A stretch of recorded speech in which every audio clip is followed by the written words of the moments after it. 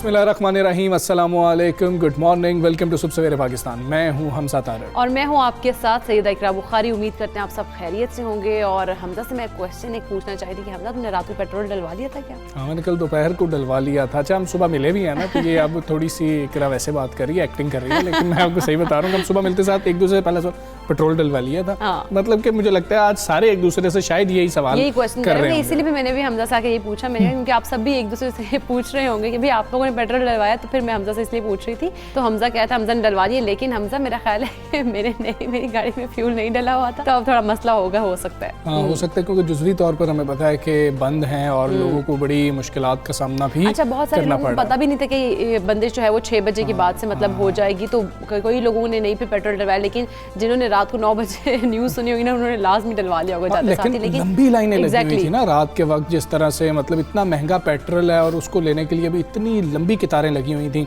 तो ये एक बहुत बड़ा मसला था। कल जब मैं जा रहा था ऑफिस से, तो उस वक्त मैंने पेट्रोल डलवाया, मैंने अपने अंदाज़ा के मुताबिक इतना डाल दो। उसने कहा कि सर आपको पता है ना कि ये होने लगी है, हड़ताल होने लगी है, तो आप फुल करवा लेना। कि हाँ, बात तो ठीक है कि ये तो हड़ताल होनी है। मैं कहा तुमने अच्छी बात की है, फिर मैं उसको कहा कि हाँ तुम टैंक फुल कर दो। हाँ, लेकिन ये है कि हमने जिस तरह से ऐलान मतलब जब सबको पता लगा, न्यूज़ में भी जिस तरह आ रहा था, तो उसके बाद जो है पेट्रोल पंप्स पे लंबी कतारें देखने में आई। उसके अलावा अगर देखा जाए तो ट्रैफिक के मसाइल पैदा हो रहे थे, और जिस तरह से पेट्रोल पंप्स पे रश था, तो वो वहाँ पे काफ़ी आवाम बेचारी भी जो है वो परेशानी उसको सामने करना पड़ रहा था कि इतनी ज़्यादा लंबी कतारों में उन्हें खड़ा होना पड़ता पेट्रोल के लिए सिर्फ।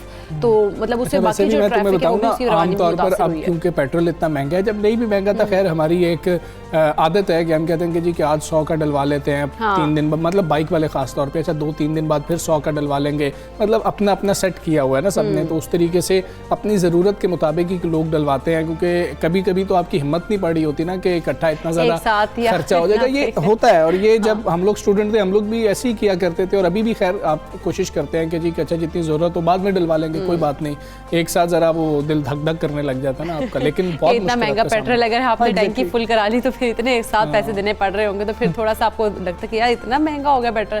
तो जब आप अपने मर्जी से जितना आपका दिल करो आप उतना डलवा ले, तो उतने में फिर गुजारा। अच्छा, कुछ पेट्रोल पंप्स खुले भी हुए हैं, कौन से खुले हैं कौन से नहीं खुले, इस पर भी हम बात करेंगे। अभी बात कर लेंगे कि पंजाब काबीना ने नए बल्दियाती निज़ाम के लिए मुसवदा कानून की मंजूरी दे दी, और वज़ीर आला उस्मान बुज़दार की ज़ेर-ए-सदारत पंजाब काबीना के इजलास में हम फैसले किए, जिसमें आइंदा बल्दियाती इंतखाबात जमाती बुनियादों पर बराह रास्त करवाए जाना शामिल है। और इजलास में फैसला किया गया है कि मेयर और जिला काउंसिल के जो चेयरमैन हैं उनके उम्मीदवार जमाती बुनियादों पर इलेक्शन लड़ेंगे, जबकि मेयर काबीना खुद तश्कील देगा। हाँ जी, और काबीना में 2 ख़वातीन अरकान को रखना जो है इकरा वो लाजमी है। मेयर को PHA, डेवलपमेंट अथॉरिटीज़, वासा, TEPA, waste management, district health, district education authorities, social welfare authorities जो है इनकी सरबराही भी दे दी गई है। बिल्कुल ऐसी है। इसके साथ दूसरी जानिब हम देखें तो इलेक्शन कमीशन ने पंजाब में बल्दियाती इंतखाबात मरहलावार करवाने की तजवीज़ दी, और ज़राए बता रहे हैं कि इलेक्शन कमीशन का कहना है कि एक मरहले में पंजाब भर में बल्दियाती इंतखाबात मुमकिन नहीं है। बड़े पैमाने पर इकदाम जो हैं वो करने होंगे, इंतज़ामी वसाइल की भी बात है, अफरादी कुव्वत को भी देखना होगा, वो भी दरकार होगी। और ज़रा ये भी बता रहे हैं कि पहले मरहले में बल्दियाती इंतखाबात जनूबी पंजाब, दूसरे मरहले में शिमाली पंजाब, और आखिरी मरहले में बल्दियाती इंतखाबात वस्ती पंजाब में करवाने पर गौर किया जा रहा है। क्या गौर हो रहा है, इसी हवाले से हम बात करेंगे। हमारे साथ मौजूद है तर्जुमान हुकूमत हसान खबर साहब। हसान साहब अस्सलाम वालेकुम, गुड मॉर्निंग। पंजाब के नए बल्दियाती निज़ाम के क्या क्या अहम फीचर्स हैं, ज़रा शेयर कीजिएगा, और ये पुराने निज़ाम से किस तरह से बेहतर होगा?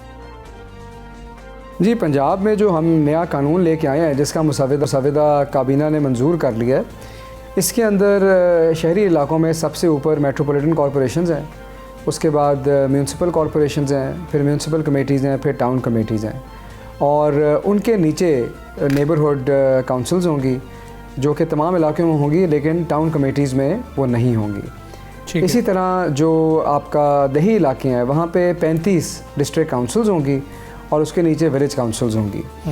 इसमें हमने एक तो बुनियादी फ़र्क ये है कि जो 2019 का कानून था उसमें तहसील के टियर पे तहसील काउंसिल्स थी और डिस्ट्रिक्ट का टियर नहीं था।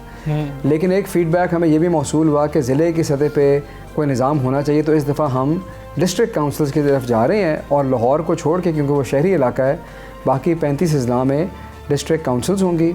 और जो सबसे बड़ा हमारा ऊपर वाला टियर है मेट्रोपॉलिटन कॉरपोरेशन, उसमें हम 9 डिविजनल हेडक्वार्टर्स में ये बनाएंगे और उसके अलावा गुजरात और सियालकोट में भी मेट्रोपॉलिटन कॉरपोरेशन हम बनाएंगे। ठीक है। और जितने भी हमारे ऊपर के टियर हैं यानी कि metropolitan corporation, municipal corporation, municipal committee, town committee और ज़िला काउंसिल, यहाँ पर इंतखाबात डायरेक्ट होंगे और जमाती बुनियादों पे होंगे। और जो नीचे वाले हमारे टियर हैं नेबरहुड काउंसिल्स और विलेज काउंसिल्स, वहाँ पे भी इलेक्शंस डायरेक्ट होंगे लेकिन गैर जमाती बुनियादों पर। हसन साहब ये भी बताइए, इलेक्शन कमीशन की जानिब से पंजाब में 2 मराहिल में बल्दियाती इंतखाबात की तजवीज़ सामने आई है, पंजाब काबीना ने इस हवाले से क्या फ़ैसला किया?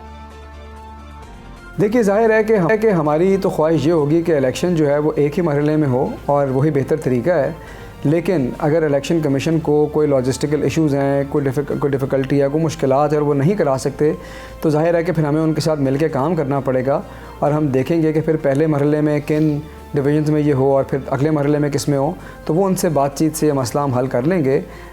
लेकिन अगर उनकी ये ख्वाहिश है, लेकिन हमारी ज़ाहिर है ख्वाहिश ये थी कि एक मरहले में। ठीक है। ऐसा दुनिया भर की बात कर ले, पायदार जमहूरियत को बल्दियाती निज़ाम की मजबूती से ही ताबीर किया जाता है। ऐसा क्यों है कि जो भी गवर्नमेंट में होता है उसकी कोशिश होती है कि बल्दियाती इंतखाबात या तो ना हो या उनको किसी तरह से डिले किया जाता रहे। दूसरा, आप वो बता रहे थे कि बल्दियाती इंतखाबात कहाँ पर जमाती बुनियादों पर होंगे, कहाँ पर गैर जमाती बुनियादों पर होंगे, उसको भी ज़रा क्लियर कर दीजिएगा। हमारे जो ऊपर के टियर हैं जिसमें मेट्रोपॉलिटन कॉरपोरेशन, म्यूनसिपल कॉरपोरेशन और म्यूनसिपल और टाउन कमेटियाँ हैं और ज़िला काउंसिल हैं, यहाँ पर हमारे इलेक्शन जो हैं वो जमाती बुनियादों पे होंगे।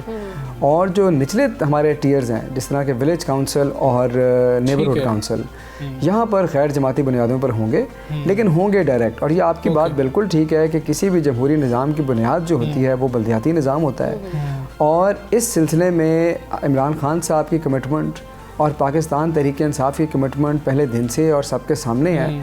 और हम इंशाल्लाह एक बहुत बेहतर बल्दियाती निज़ाम लेके आएंगे ताकि लोगों को दिखा सकें कि बल्दियाती सतह पर सही जमहूरियत का नफाज किस तरह होता है। ठीक है। वैसे तो आम इंतखाबात से पहले बल्दियाती इंतखाबात में तहरीक इंसाफ की कारकर्दगी मुस्तकबिल की तस्वीर जो है वो वाज़े कर ही देगी, लेकिन ये भी बताइएगा कि बल्दियाती इंतखाबात के हवाले से इत्तेहादियों से किस हद तक अंडरस्टैंडिंग हो चुकी है? जी, इत्तेहादी हमारे साथ हैं, उनको हमने हर मरहले में साथ रखा है, उनसे बातचीत भी की है, इस कानून के मुसव्वदे पे भी बात हुई है और इंशाल्लाह आगे भी उनके साथ मिलके चलेंगे।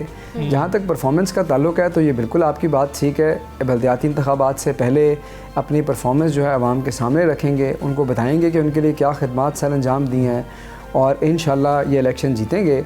और बल्दियाती इंतखाबात के बाद भी हमारे पास एक काफ़ी बड़ा अरसा होगा और उसमें मज़ीद हम अपनी परफॉर्मेंस को बेहतर बनाएंगे, क्योंकि अगर हम देखिए कि ये मार्च अप्रैल में कराते हैं तो उसके बाद भी हमारे पास काफ़ी लंबा अरसा है जिसमें इंशाल्लाह हम आवाम की खिदमत पे मज़ीद तवज्जो देंगे और अपनी परफॉर्मेंस को और भी बेहतर। बिल्कुल ठीक है हसन, बहुत शुक्रिया आपका। सुबह सवेरे पाकिस्तान से आप बात कर रहे थे और बल्दियाती इंतखाबात जो पंजाब में होने उस हवाले से हमारी रहनुमाई कर रहे थे। बिल्कुल ऐसे हम हमजा आगे बढ़े, जैसे हम लोगों ने पहले भी बात की थी पेट्रोलियम मसनूआत के हवाले से कि तो मुनाफे की शरह ना बढ़ाने पर पेट्रोलियम जो डीलर्स हैं उन्होंने एसोसिएशन ने उनकी कॉल पर हड़ताल मुख्तलिफ शहरों में की और पेट्रोल पंप्स की जो है वो बंदिश जो है उन्होंने जुज़वी तौर पर कर दी है। हाँ जी, इस वक्त बंदिश है। कराची, लाहौर, फैसलाबाद, इस्लामाबाद और मुल्तान में दर्जनों पेट्रोल पंप्स हैं जो कि बंद हैं। शहरी पेट्रोल के लिए रात भर लाइनों में भी लगे रहे और फिर कई पेट्रोल पंप्स पर ऐसा हो रहा था कि जी हम 100 रुपये से ज़्यादा नहीं डाल के देंगे, बाइक को 500 से ज़्यादा गाड़ी को नहीं डाल के देंगे, इस तरह की चीज़ें भी आई थी। लेकिन इस सारी सूरत हाल में जो शहरी हैं वो बहुत ज़्यादा परेशान भी, लेकिन कुछ पेट्रोल पंप्स कहा जा रहा है कि खुले भी हैं, लेकिन वो कौन से खुले हैं हम ये जानना ज़रूरी है। शाहिद चौधरी हमारे साथ मौजूद हैं। अस्सलाम वालेकुम शाहिद चौधरी, बताइएगा कौन से पेट्रोल पंप्स जो हैं वो खुले हैं जहाँ से पेट्रोल अभी भी दस्तयाब है और कौन से पेट्रोल पंप्स हैं जो कि बंद हैं? जी बिल्कुल, सबसे पहले जो समझने की चीज है कि जो पीएसओ के पंप्स हैं वो मुकम्मल तौर पर खुले हैं। अच्छा। लेकिन रश जो है उनके ऊपर बहुत ज्यादा है, लोड जो है रात से ही बहुत ज्यादा था। जिस तरह हमसा बात कर रहे हैं कि रात जो है लंबी लंबी कितारें जो है हमें पेट्रोल पंप्स के ऊपर नजर आई। तमाम लोग जो है वो ये समझ रहे थे कि शायद कल से बिल्कुल ही पेट्रोल जो है वो दस्तयाब नहीं होगा, तो इसीलिए रात भर लोग जो है वो जागते रहे हैं, पेट्रोल डलवाते रहे हैं और लंबी कितारें जो है पेट्रोल पंप्स के बाहर हमें दिखाई दी है। वहां पर स्पेशल तौर पर ट्रैफिक पुलिस एहलकार तक जो है वो तैनात करना पड़ गए, जिले इंतजामिया को भी वहां पे, क्योंकि बहुत ज्यादा रश जो है वो हमें दिखाई दे रहा था। आज जो पाकिस्तान डीलर्स एसोसिएशन जो है उनके जो पेट्रोल पंप्स हैं जहां पर उनकी सप्लाई जाती है, वो तमाम पंप जो हैं वो मुकम्मल तौर पर बंद कर दिए गए हैं। जो कंपनीज के पंप हैं जहां पर कंपनीज की जानिब से डायरेक्ट उनकी अपनी जो पेट्रोल की सप्लाई आती है, पीएसओ के पंप हो गए, शेल के पंप हो गए, वो आज भी यहां पर जो है वो खुले हैं। लेकिन सबसे अहम बात कि लोगों ने बहुत बड़ी तादाद के अंदर रात जो है अपनी गाड़ियों के अंदर, अपनी मोटरसाइकिल्स के अंदर जो है वो पेट्रोल डलवा लिया था, जिसकी वजह से स्टॉक जो है फौरी तौर पर मुख्तलिफ पेट्रोल पंप्स के ऊपर जो है वो देखने में आया कि खत्म भी हो गया। अब मैं जहां पर मौजूद हूं, यहाँ पर पीछे जो है वो हाई ऑक्टेन जो पेट्रोल है वो यहाँ पर शेल पे जो है वो दिया जा रहा है, लेकिन दूसरा पेट्रोल जो 146 रुपए है वो खत्म हो चुका है। ये 158 रुपए में हाई ऑक्टेन जो है वो यहाँ पे दस्तयाब है। यहाँ बिल्कुल पीछे मेरा दूसरा जो पेट्रोल पंप है वो मुकम्मल तौर पर बंद पड़ा है, क्योंकि डीलर एसोसिएशन उनका ये मुतालबा है कि 2.5% से जो मुनाफा है उसको 6% जो है वो किया जाए, और जब तक उनके मुतालबात को जो है वो तहरीरी तौर पर उनका जो है वो तस्लीम नहीं किया जाता, उनकी ये हड़ताल का सिलसिला जो है वो जारी रहेगा। तो इस वक्त अगर शहर लाहौर की बात करें तो 50% के करीब अभी तक जो हमने विजिट किया है, जो डीलर एसोसिएशन के पेट्रोल पंप्स हैं वो मुकम्मल तौर पर बंद पड़े हैं। पीएसओ के ऊपर रश जो है वो बहुत ज्यादा दिखाई दे रहा है। तो यहाँ पर जो दूसरी बात थी कि 100 रुपए का ही पेट्रोल जो है वो मोटरसाइकिल जो है उसको दिया जा रहा है, गाड़ी वाले को 500 का, कहीं ज्यादा से ज्यादा जो है वो 1000 रुपए का जो है पेट्रोल वो दिया जा रहा है, ताकि तमाम लोगों को जो है वो पूरा किया जा सके। तो इस हवाले से अभी जो हमारी यहाँ पर जो इनके मालकान है उनके साथ जो बात हुई है, उनका कहना है कि हमारा जो सर्कल है वो चलता रहेगा, रश जरूर आएगा, लेकिन पेट्रोल जो है वो खत्म नहीं होगा। जबकि जो डीलर एसोसिएशन है उनका कहना है कि जब तक इनके तमाम तर मुतालबात जो है उनको तस्लीम नहीं किया जाता, ठीक है। शायद आप दुरुस्त फरमा रहे हैं। शायद ये भी हमें बता दीजिएगा कि आप जिस तरह से बता रहे हैं, हमें भी ये शिकायत मौसूल हो रही थी 100 रुपया, 500 रुपया या 1000 रुपया, यानी कि अवेलेबिलिटी का फिर भी इशू है। इसको यकीनी बनाने के लिए जो आपने कंपनीज का बताया, उनके अपने जो पेट्रोल पंप्स हैं वहाँ पर क्या कहा जा रहा है कि कुछ अवेलेबिलिटी ज़्यादा होगी, क्योंकि अब सारा प्रेशर तो उन्हीं पर आ जाएगा जो चंद मखसूस खुले हुए हैं, तो उनके लिए क्या किया जा रहा है? जी बिल्कुल, जो खुले हुए हैं उसके मुताबिक उनके ऊपर ही अब ये पॉलिसी जो है वो दिखाई दे रही है कि ज्यादा जो मोटरसाइकिल को है, अगर मोटरसाइकिल एक सवार जाता है तो उसकी डायरेक्ट डिमांड होती है कि 500 रुपए का पेट्रोल जो है वो डाल दिया जाए या टैंकी जो है वो फुल कर दी जाए। गाड़ी वाले जो है वो भी यही कह रहे हैं, तो वो अपने सर्कल को चलाने के लिए कह रहे हैं कि एक मखसूस तादाद है 100 रुपया या 200 रुपए का मोटरसाइकिल वाले को पेट्रोल दे रहे हैं, इसी तरह गाड़ी वाले को ज्यादा से ज्यादा जो है वो 500 रुपए या 1000 रुपए तक का पेट्रोल जो है वो दिया जा रहा है। तो इस तरह रश जो है वो भी अभी ज्यादा है। लेकिन शहर के अंदर आज भी हम देख रहे हैं कि सुबह के वक्त जबकि रात के वक्त ही जो है तमाम जो पेट्रोलियम की जो अमल होता है उसको मुकम्मल किया जाता है, लेकिन अब भी यहाँ पर हमें बड़े ट्राले जो है उनके वो यहाँ पे दिखाई दे रहे हैं, और इस वक्त भी तमाम पेट्रोल पंप्स के ऊपर बहुत ज्यादा रश है और बिल्कुल ठीक है, बहुत ज्यादा रश है। शाहिद बहुत शुक्रिया आपका, आप हमें आगाह देते कि इस वक्त सूरत हाल क्या है। वहाँ पे भी रश, वहाँ पर रश होगा ना, क्योंकि सारा प्रेशर तो वो जो चंद खुले हैं उनके ऊपर पड़ गया है, और रात को भी लंबी कतारें लगी रही हैं। आप अपनी ज़रूरत का पेट्रोल ज़रूर डलवाइए और फिर देखिए कि आहिस्ता आहिस्ता ये प्रेशर कम होगा। दोपहर के वक्त मुझे लगता है शायद कुछ प्रेशर कम होगा, तो उस वक्त भी आप, क्योंकि बहुत तादाद में जो है लोगों ने रात सारी भी इंतजार किया और अभी सुबह भी जिस तरह से काफ़ी रश था, तो अब दोपहर तक तो है थोड़ा प्रेशर कम होना शुरू हो। जिस तरह से हमसे कहा जा रहा है कि वो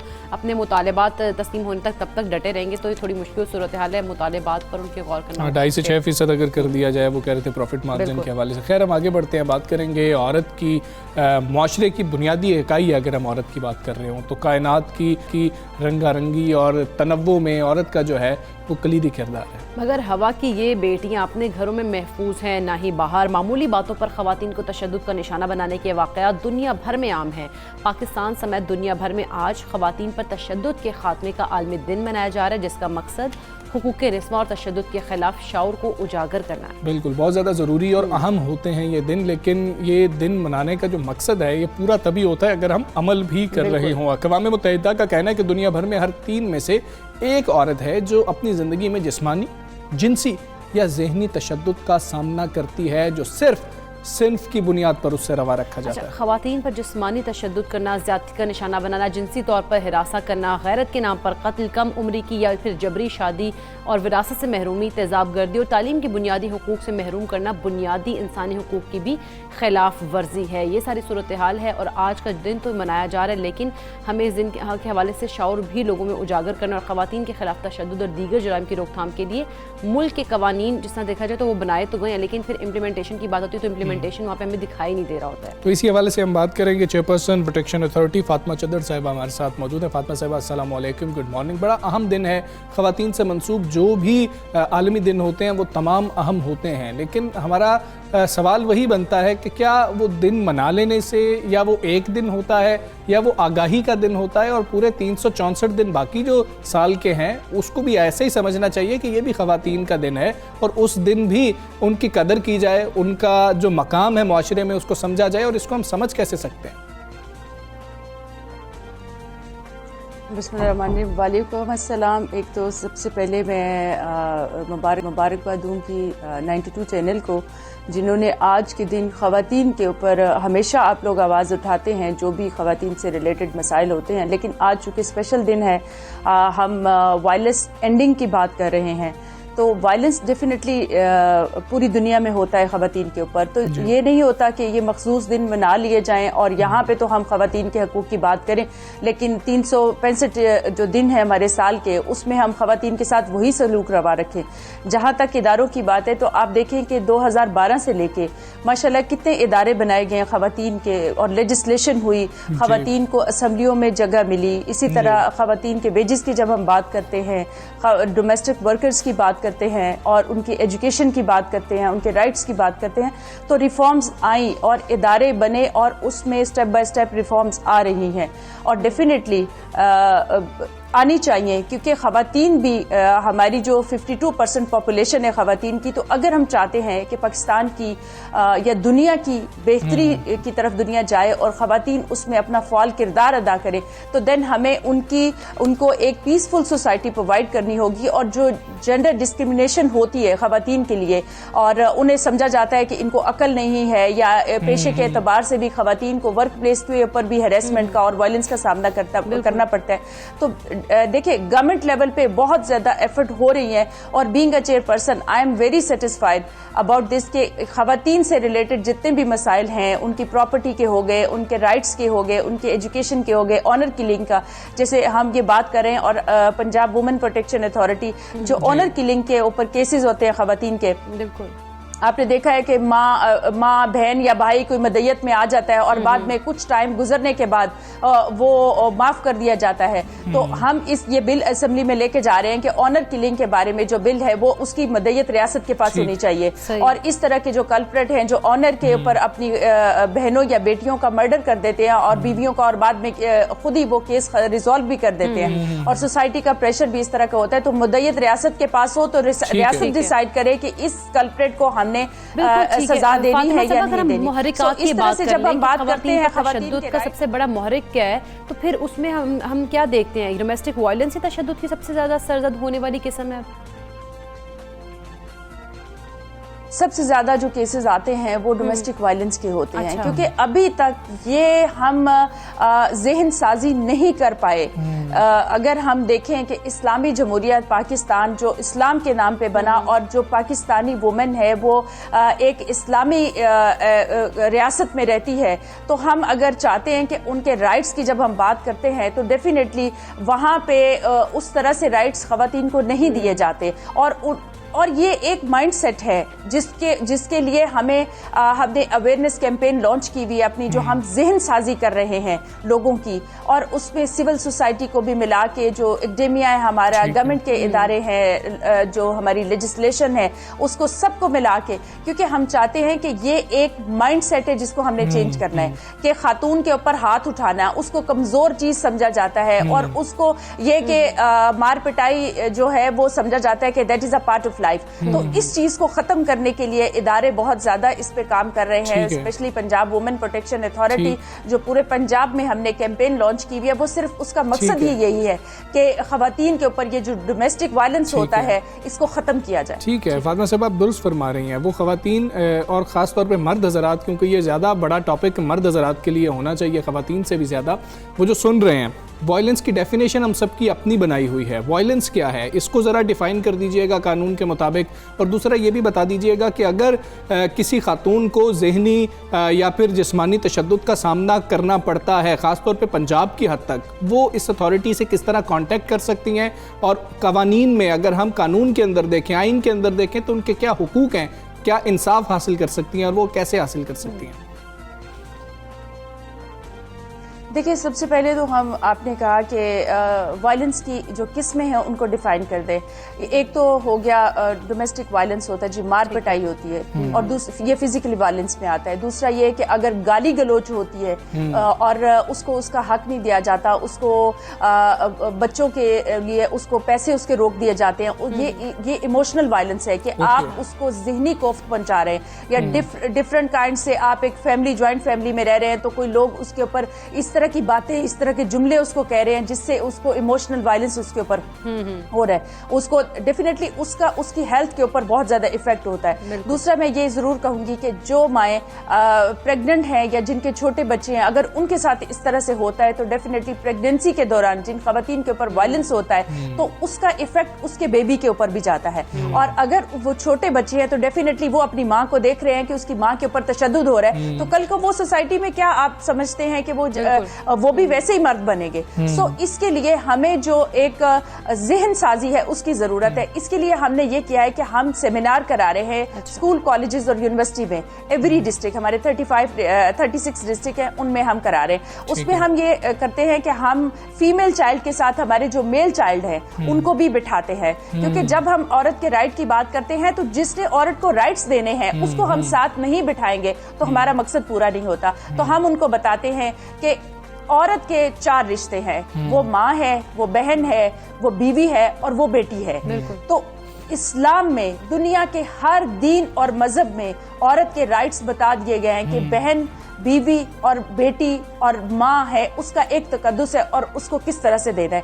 जब हम इन असूल के ऊपर अमल कर लेंगे तो डेफिनेटली औरत के ऊपर जो वायलेंस है वो ऑटोमेटिकली खत्म हो जाएगा। ठीक है फातिमा चद्दर साहिबा, दूसरा पंजाब वुमेन प्रोटेक्शन, ठीक है, बहुत शुक्रिया आपका फातिमा साहिबा। सुबह सवेरे पाकिस्तान से आप बात कर रही थी और बिल्कुल अहम चीज़ है कि ये रिश्ते तो हैं ही हैं, लेकिन सबसे पहले आप औरत को इंसान समझें, क्योंकि हम आम तौर पर अपनी माँ, अपनी बहन, अपनी बेटी और अपनी बीवी की तो इज्जत करते हैं, दूसरे भी मसाइल हैं, तो दूसरों की भी इज्जत करें, उनको इंसान भी समझें। और ये मर्दों के लिए बहुत ज़्यादा इंपॉर्टेंट है। और ये वायलेंस सिर्फ वो नहीं है जो मर्द हज़रात कर रहे होते हैं फैमिलीज़ के अंदर, जो खवातीन पर ज़हनी तौर पर तशद्दुद कर रही होती है, टॉर्चर कर रही होती हैं, इमोशनली जो है उनके साथ ऐसा सलूक रखा जा रहा होता है कि उनकी शख्सियत ही ख़त्म हो जाती है, वो भी जैसे फातिमा साहिबा कहती थी कि अगर जॉइंट फैमिली में कोई खवातीन इस तरह से रह रही हैं तो फिर खवातीन आपस में एक दूसरे पर जुमले कस रही होती है, तो इस तरह जो है वो डिप्रेशन में जा रही होती है दूसरी जो औरत है, तो फिर इस तरह से भी वो जो है वायलेंस का शिकार हो रही है। तो ये चीज़ें जो है वो नहीं होनी चाहिए। अपने हुकूक को समझिए और आप कानून का सहारा ले सकती हैं, और लाजमी तौर पर अगर आपके साथ कोई भी इनमें से वायलेंस हो रही है तो आपको कानून का सहारा लेना चाहिए है। हम एक ब्रेक लेते हैं, ब्रेक के बाद वापस आते हैं। Stay with us.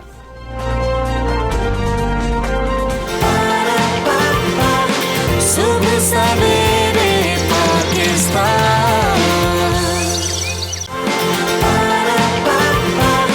सुबह सवेरे पाकिस्तान।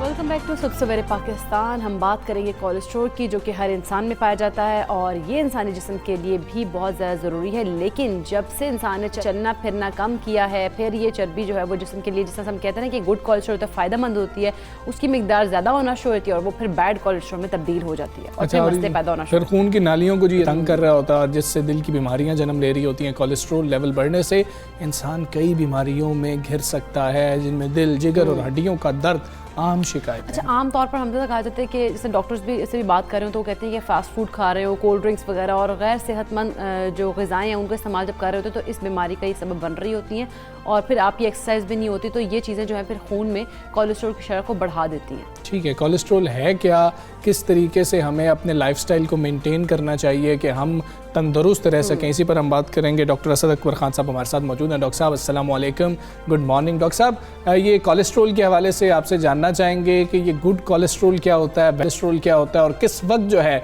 हम किसी परेशानी में मुब्तला हो सकते हैं?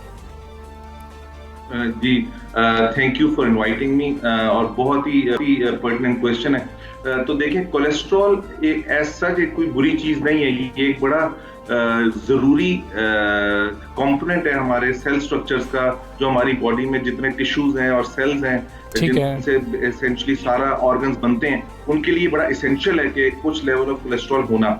अब आपका जो क्वेश्चन था good cholesterol, bad cholesterol, cholesterol 4 किस्म के होते हैं, जिसमें VLDL है, LDL है, ट्राइग्लिसराइड्स है और HDL है। तो जो गुड कोलेस्ट्रॉल है उसको हम HDL कहते हैं, और बाकी तीनों को हम बैड कोलेस्ट्रॉल में लेते हैं, जिसमें सबसे ज्यादा इंपॉर्टेंट हम LDL कोलेस्ट्रॉल को मानते हैं। जो पहले मैं गुड कोलेस्ट्रॉल की बात कर लूं क्योंकि वो जरा छोटा कॉम्पोनेंट है। गुड कोलेस्ट्रॉल 3 या 4 चीजों से इंप्रूव करता है। एक, आपकी रेगुलर एक्सरसाइज आपको चाहिए, अदरवाइज, और ये गुड कोलेस्ट्रॉल की क्वांटिटी बढ़ना प्रोटेक्टिव है, और वर्ल्ड ओवर मल्टीनेशनल स्टडीज में ये प्रूव हुआ है कि अगर आपका गुड कोलेस्ट्रॉल ज्यादा है तो no matter how high your bad cholesterol is, तो ये आपको हार्ट अटैक और स्ट्रोक दोनों से बचाता है। तो एक, अगर आप रेगुलर एक्सरसाइज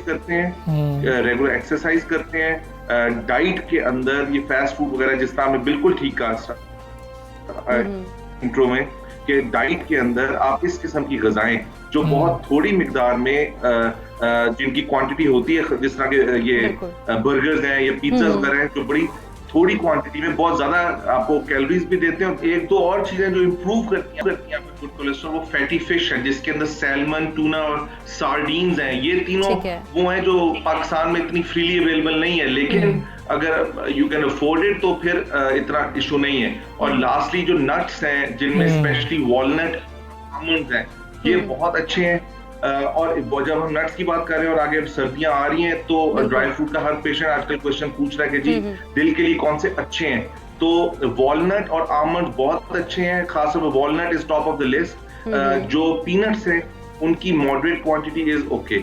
और जो चीजें आपको अवॉइड करनी चाहिए अगर आप हार्ट के पेशेंट हैं और कोलेस्ट्रॉल का इशू है, तो वो आपका पिस्ता है और काजू है, कैश्यू नट्स एंड पिस्ताशियोस।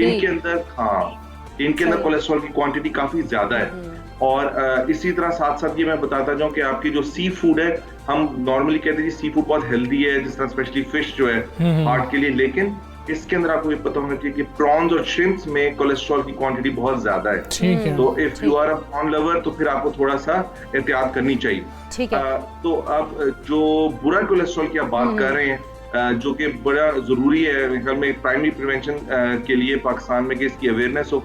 एक तो जिस तरह हमने बात कर ली कि फास्ट फूड को कम से कम रखें। आजकल का दौर ऐसा है कि प्रैक्टिकली स्पीकिंग इसको अवॉइड नहीं किया जा सकता, क्योंकि आउटिंग ही सारी वो है पाकिस्तान में, तो स्पेशली कि आपने कहीं पे भी आउटिंग पे जाना है तो आप बाहर ही मिलते हैं, खाने पे मिलते हैं, that's your primary source of entertainment. तो आप उसको हफ्ते में एक दफा कर लें। अगर आपने कोई हैवी खाने जाना है, देसी खाना है या इस किस्म का, जहाँ पे आपको पता है कि ये कोलेस्ट्रॉल रिच फूड होगी, तो आप उसको कोशिश करें दोपहर में कर लें या सुबह कर लें, क्योंकि बाय नाइट टाइम ये आप डाइजेस्ट कर लेंगे और थोड़ा यूज अप हो जाएगा। रात को लेट खाना बहुत ही टॉक्सिक है from cholesterol point of view.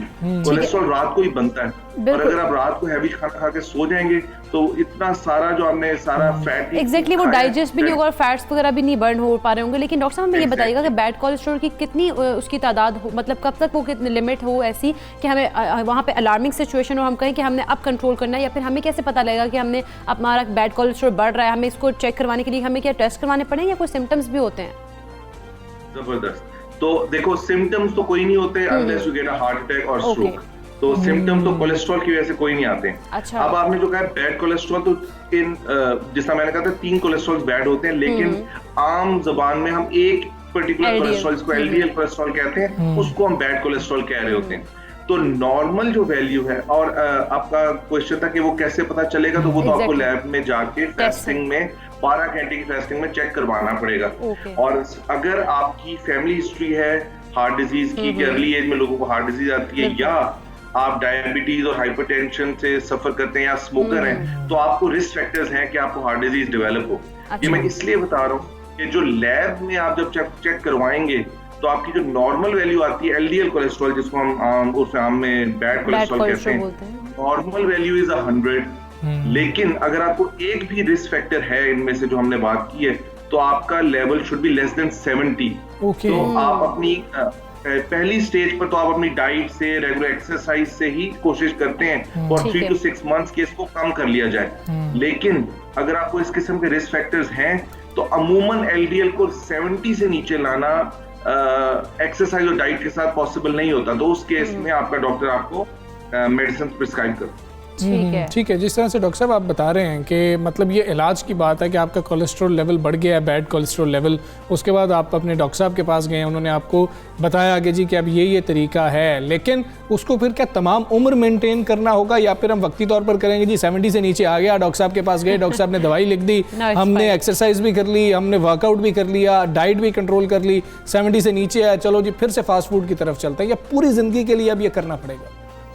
ये अच्छा, ये बहुत ही मेरे ख्याल में आज का शायद सबसे बेस्ट क्वेश्चन है वो ये वाला है। क्यों कि ये हर पेशेंट का क्वेश्चन है। हर पेशेंट जो आता है उसका यही क्वेश्चन होता है कि मेरा कोलेस्ट्रॉल नीचे आ गया, क्या मैं दवाई रोक दूं और क्या मैं वापस खाना खा सकता हूं? तो बिल्कुल इसका स्ट्रेट फॉरवर्ड आंसर ये है कि कोलेस्ट्रॉल का अनफॉर्चुनेटली मसला खांसी नजला जुकाम की तरह नहीं है कि आपको एक दफा ठीक हो गया तो आपको दोबारा होगा नहीं, या आपको दोबारा उसकी मेडिसिन की जरूरत नहीं पड़ेगी।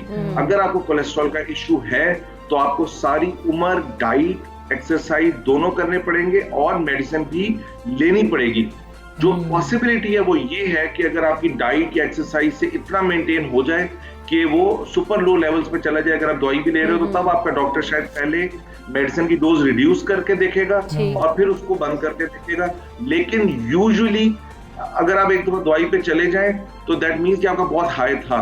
और एक लास्ट में जो बहुत लोग पकड़े कि इसकी आदत पड़ जाती है, और मैं सिर्फ लोग पेशेंट्स को मैं यही कहता हूँ जी आदत क्या जरूरी नहीं हो जाता कि जी एक बार चले गए, जिस तरह लोग समझते हैं जी डायलिसिस पे चले गए तो एक बार चले गए तो आप उतरेंगे नहीं जी। इसका बड़ा सीधा सा आंसर ये है कि अगर आप कोलेस्ट्रॉल की दवाई छोड़ेंगे तो आपका कोलेस्ट्रॉल वापस उधर ही आ जाएगा जहां वो दवाई लेने से पहले था, कोई उससे ज्यादा नहीं होगा।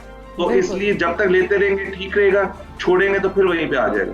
बिल्कुल ऐसी है। ठीक है, बहुत शुक्रिया डॉक्टर साहब, आप सबसे बड़े पाकिस्तान का हिस्सा बने और कोलेस्ट्रॉल के हवाले से मैं बता रहे थे हम लोगों ने किस तरह से कंट्रोल करना है हमजा। लेकिन हम लोगों की आदत होती है सभी की कि हम लोग एक चीज़ अगर हम किसी चीज़ में से गुजर रहे हैं उस फेज़ में से हम मेडिकेशन या लाइफस्टाइल अपना थोड़ा चेंज करते हैं, जैसे हम थोड़े स्टेबल होते हैं हम दोबारा से उसी चीज़ों के पीछे चले जाते हैं। कुछ कोताहियाँ जो कर रहे होते हैं, और ये आपको जिस वक्त भी किसी एक्सपर्ट के पास जाना है, डॉक्टर के पास जाना है, स्पेशलिस्ट के पास जाना है, तो जो वो तजवीज़ करेंगे आपने वही करना है, ना कि हमने खुद डॉक्टर बन जाना है, जो कि हम सारे हैं अपने घरों के अंदर बड़े बड़े डॉक्टर हैं। कोई भी मतलब हम तो सर्जरी के अलावा सब कुछ कर सकते हैं। बिल्कुल ऐसी सर्जरी के अलावा हम सारा कुछ टोटके जो है घरों में इस्तेमाल कर रहे थे। खैर इस तरह की टोटके नहीं करने और अपना लाइफस्टाइल जो है वो हेल्दी बनाएं, और हेल्दी अगर आप लाइफस्टाइल होगा तो आप हेल्दी ही रहेंगे फिर, और आपकी सेहत भी अच्छी रहेगी। कुछ लोक मौसीकी का जिक्र करते हैं, कुछ हम बात करते हैं, मतलब कि पश्तो लोक मौसीकी की अगर हम बात कर लें तो ये अपने अंदर ही कई सौ सालों के रिवायात समोए हुए हैं। अगर हम मतलब बड़े बड़े आलात की बात कर लेते हैं, रुबाब है,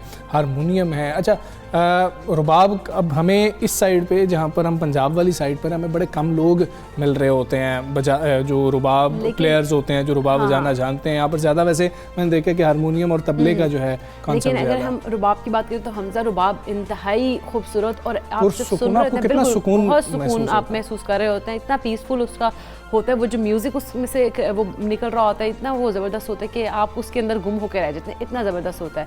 हम बाकी वाले जो अगर हम बात करें तो बाकी भी सारों के बहुत अच्छे होते हैं, लेकिन रुबाब की एक अपनी ही अलग सी धुनें होती हैं जो कि बहुत ही सुरीली सी धुनें निकलती हैं। अच्छा, आपको वैसे ही लगता है, आंखें बंद कर ले आपको लगता है कि जी कि आप कहीं जो है ना ग्रीनरी है, आप पहाड़ों पर हैं और आप अपने कमरे में बैठे हुए वहाँ पर पहुँच जाते हैं। बड़ी खूबसूरती है इतनी जो है ना आपकी स्ट्रॉन्ग इमेजिनेशन जो है वो बिल्ड कर देते हैं। रुबाब जब भी बजता है तो लोग फिर अपने लोगों को जो है ना अपने शहर में जकड़ लेते हैं और उसकी गिरफ्त जिंदगी भर फिर बरकरार रहती है। ठीक है, हम ज़्यादा बात नहीं करेंगे, हम कोशिश करेंगे कि आपको एक ऐसे ही टैलेंट से मिलाएं कि जो बेहतरीन रुबाब बजाते हैं, प्लेयर हैं, रुबाब हैं मेडलिस्ट भी हैं वो, और मतलब। गोल्ड मेडलिस्ट हैं ऑल पाकिस्तान म्यूजिक कॉन्फ्रेंस में, वो गोल्ड मेडल ले चुके हैं और उन्होंने वहाँ पर क्लासिकल कैटेगरी के अंदर गोल्ड मेडल लिया था। अनील आज़म उनका नाम है। इस वक्त वो गवर्नमेंट कॉलेज यूनिवर्सिटी लाहौर के तालिब इल्म भी हैं। अनील, अस्सलाम वालेकुम, गुड मॉर्निंग।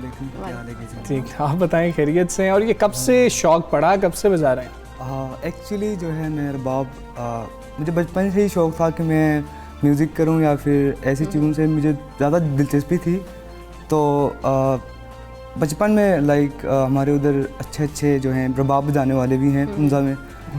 तो मुझे उसकी धुनें सुन के मैं ज़्यादा इंस्पायर होता था और मैं जाके मुझे शौक़ होता था कि मैं जाके उनके पास बैठूं या फिर वो मुझे रुबाब पकड़ा दें। तो अच्छा। इस तरह मेरा सिलसिला शुरू हुआ और मैं भी हो सकता है कि वहाँ हुंजा में ज़्यादा अपॉर्चुनिटीज़ हैं या फिर वहाँ के लोग जो है हर चीज़ को अप्रिशिएट करते हैं, उस वजह से मैं ज़्यादा इस चीज़ की तरफ हूँ। क्या बात है। हमने तो पहले तो आपने अपनी मर्जी से हमें कुछ सुनाना ना कि जी कि देखे मैं ये मेरा आर्ट है। ओके मैं आपको एक सूफी सुनाता हूँ। ठीक है। सुबह सुबह का टाइम है तो क्या बात है। आपको सुनाएगा।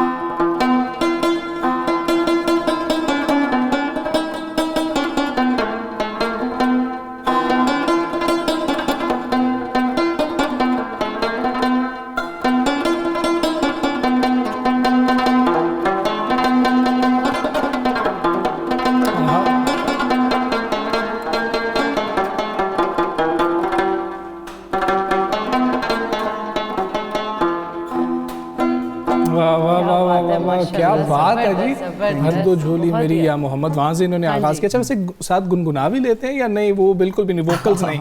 नहीं, मैंने कभी ट्राई नहीं किया। एक्चुअली मैं सिर्फ रबाब जाता हूँ। अच्छा, जी, लेकिन रुबाब भी कमाल बजाया उन्होंने। बेहतरीन है, इसलिए बहुत तो ही यहाँ पे। जबरदस्त। अच्छा, हमने वैसे काफ़ी बातें की थी पहले। हमने कहा था कि जब अनील मिली- आएंगे तो मिली- इनसे मिली कोशिश नगमा भी करेंगे। सुनेंगे। हमने मिली नगमा भी सुनना बहुत है, कुछ सुनेंगे और अभी। सोहनी धरती हमने इनसे रिक्वेस्ट की थी कि आपने हमें वो भी बजा के देना। ओके।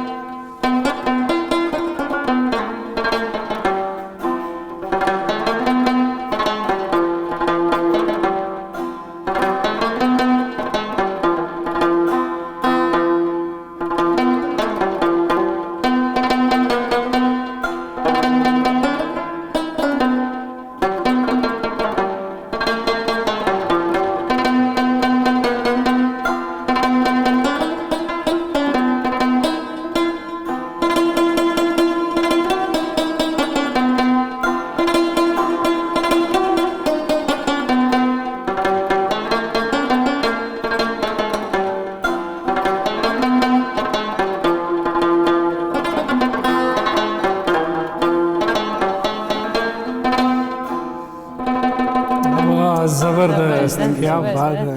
Very nice. अच्छा अनील, आपने ये तो बहुत ही अच्छा सुनाया। हमने पहले आपने सूफी भी में बड़ा अच्छा सुनाया, लेकिन आपका क्योंकि ताल्लुक हुंजा से है तो वहाँ की एक हुंजा की ग्रुप ने एक बड़ा ही अच्छा जो है ना सॉन्ग इसी पे बजाया था, दिलत दीवाना। Yes yes. तो वो हमें सुनाइए जरा। Okay okay.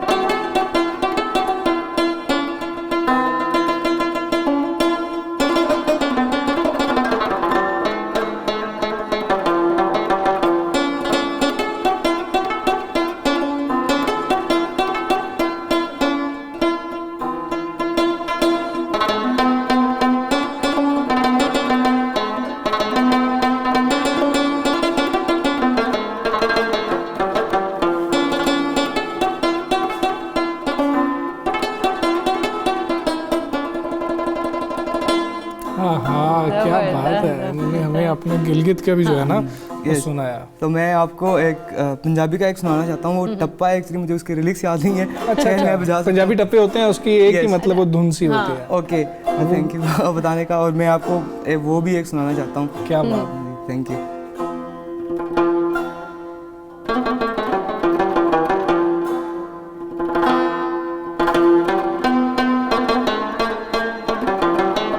हाँ हाँ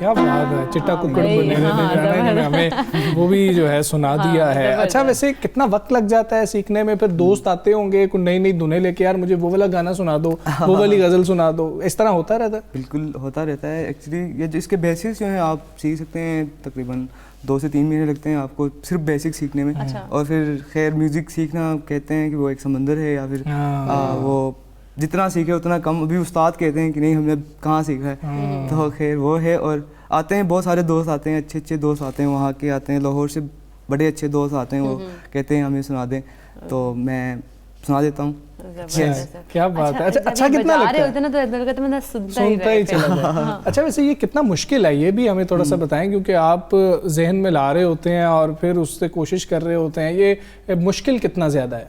ये इंस्ट्रूमेंट जो है बड़ा कॉम्प्लिकेटेड है, क्योंकि जो है इस पे राग बजाना या फिर यहाँ की चीज़ें बताना मतलब मुश्किल होता है। बेसिक्स आप सीख सकते हो, वो किसी भी इंस्ट्रूमेंट के आप सीख सकते हो, लेकिन रबाब का जो है इसके जो फ्रेटलेस होता है, इसमें मतलब फ्रेट्स का उतना नहीं होता, तो आपने वो चीज़ें जो है आप नोट करके आप वो बजा लेते हो, तो वो कॉम्प्लिकेटेड होता है, समझ लीजिए। अच्छा ठीक है। हमने इनसे रिक्वेस्ट की थी कि हम आपसे कौमी तराना के लिए कॉम्प्लिकेटेड नहीं है। कॉम्प्लिकेटेड नहीं, वो तो बड़े आराम से मतलब कि तो मेरे मतलब कि उंगलियों का काम है, उंगलियों के काम है वो इतने आसानी हो रही है। हमने कौमी तराने की भी रिक्वेस्ट की थी इनसे और ये बड़ा बेहतरीन बजा रहे थे। अब हम इनसे आपके लिए सुनने जा रहे हैं कौमी तराना। यस।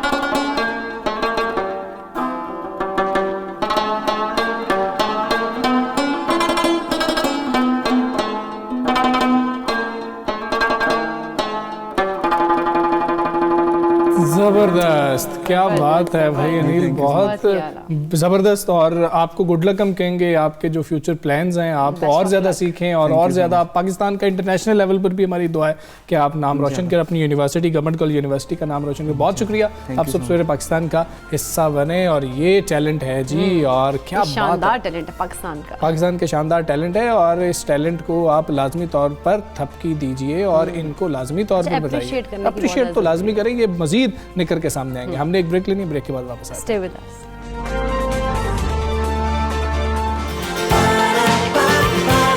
सुबह सवेरे पाकिस्तान,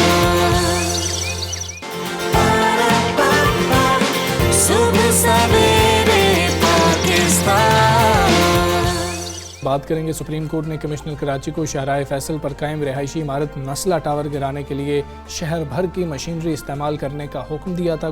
गुज़श्ता रोज़ चीफ जस्टिस ने कहा था, उनकी सरबराही में 3 रुकनी बेंच ने ये सुप्रीम कोर्ट कराची रजिस्ट्री में शहर कायद में तजावुज़ात से मुताल्लिक मुख्तलिफ केसेस की समाअत की थी, जिस दौरान बड़े अहम रिमार्क सामने आए थे। सरजनिश भी की गई थी कमिश्नर कराची की। दौरान समाअत सुप्रीम कोर्ट ने कमिश्नर कराची की जो रिपोर्ट थी उस पर इजहार बरहमी करते हुए हुक्म जारी किया कि यहाँ से फौरी जाएं, नेस्ला टावर गिराएं, दोपहर को रिपोर्ट दें और नेस्ला टावर के साथ तिजोरी हाइट्स की भी रिपोर्ट साथ लेकर आएं। कमिश्नर कराची ने अदालत को बताया कि हमने नेस्ला टावर ऑपरेशन शुरू कर दिया, जिस पर चीफ जस्टिस ने कहा कि बताएं इमारत कितनी गिरी है, कितना काम हुआ है, झूठ मत बोलें। ये उन्होंने कहा। बिल्कुल, कमिश्नर कराची ने कहा कि इमारत गिराने की कोशिश कर रहे हैं। चीफ जस्टिस गुलजार अहमद ने रिमार्क्स दिए कि आप कोशिश छोड़ें, यहाँ से सीधा जेल जाएं। हम समझ रहे हैं, आप नहीं समझ रहे, सिर्फ टाइम पास कर रहे हैं। सुप्रीम कोर्ट के हुक्म के बाद नस्ला टावर गिराने का काम शुरू कर दिया गया है और डीसी ईस्ट ने बताया कि 50 दिन में नस्ला टावर को मिसमार कर दिया जाए। अच्छा, इससे पहले अगर बात करें तो कराची रजिस्टर में शहर कायद के पार्क्स और मैदानों से मुतालिक केस की समाअत भी और सुप्रीम कोर्ट ने एडमिनिस्ट्रेटर कराची को हुक्म दिया कि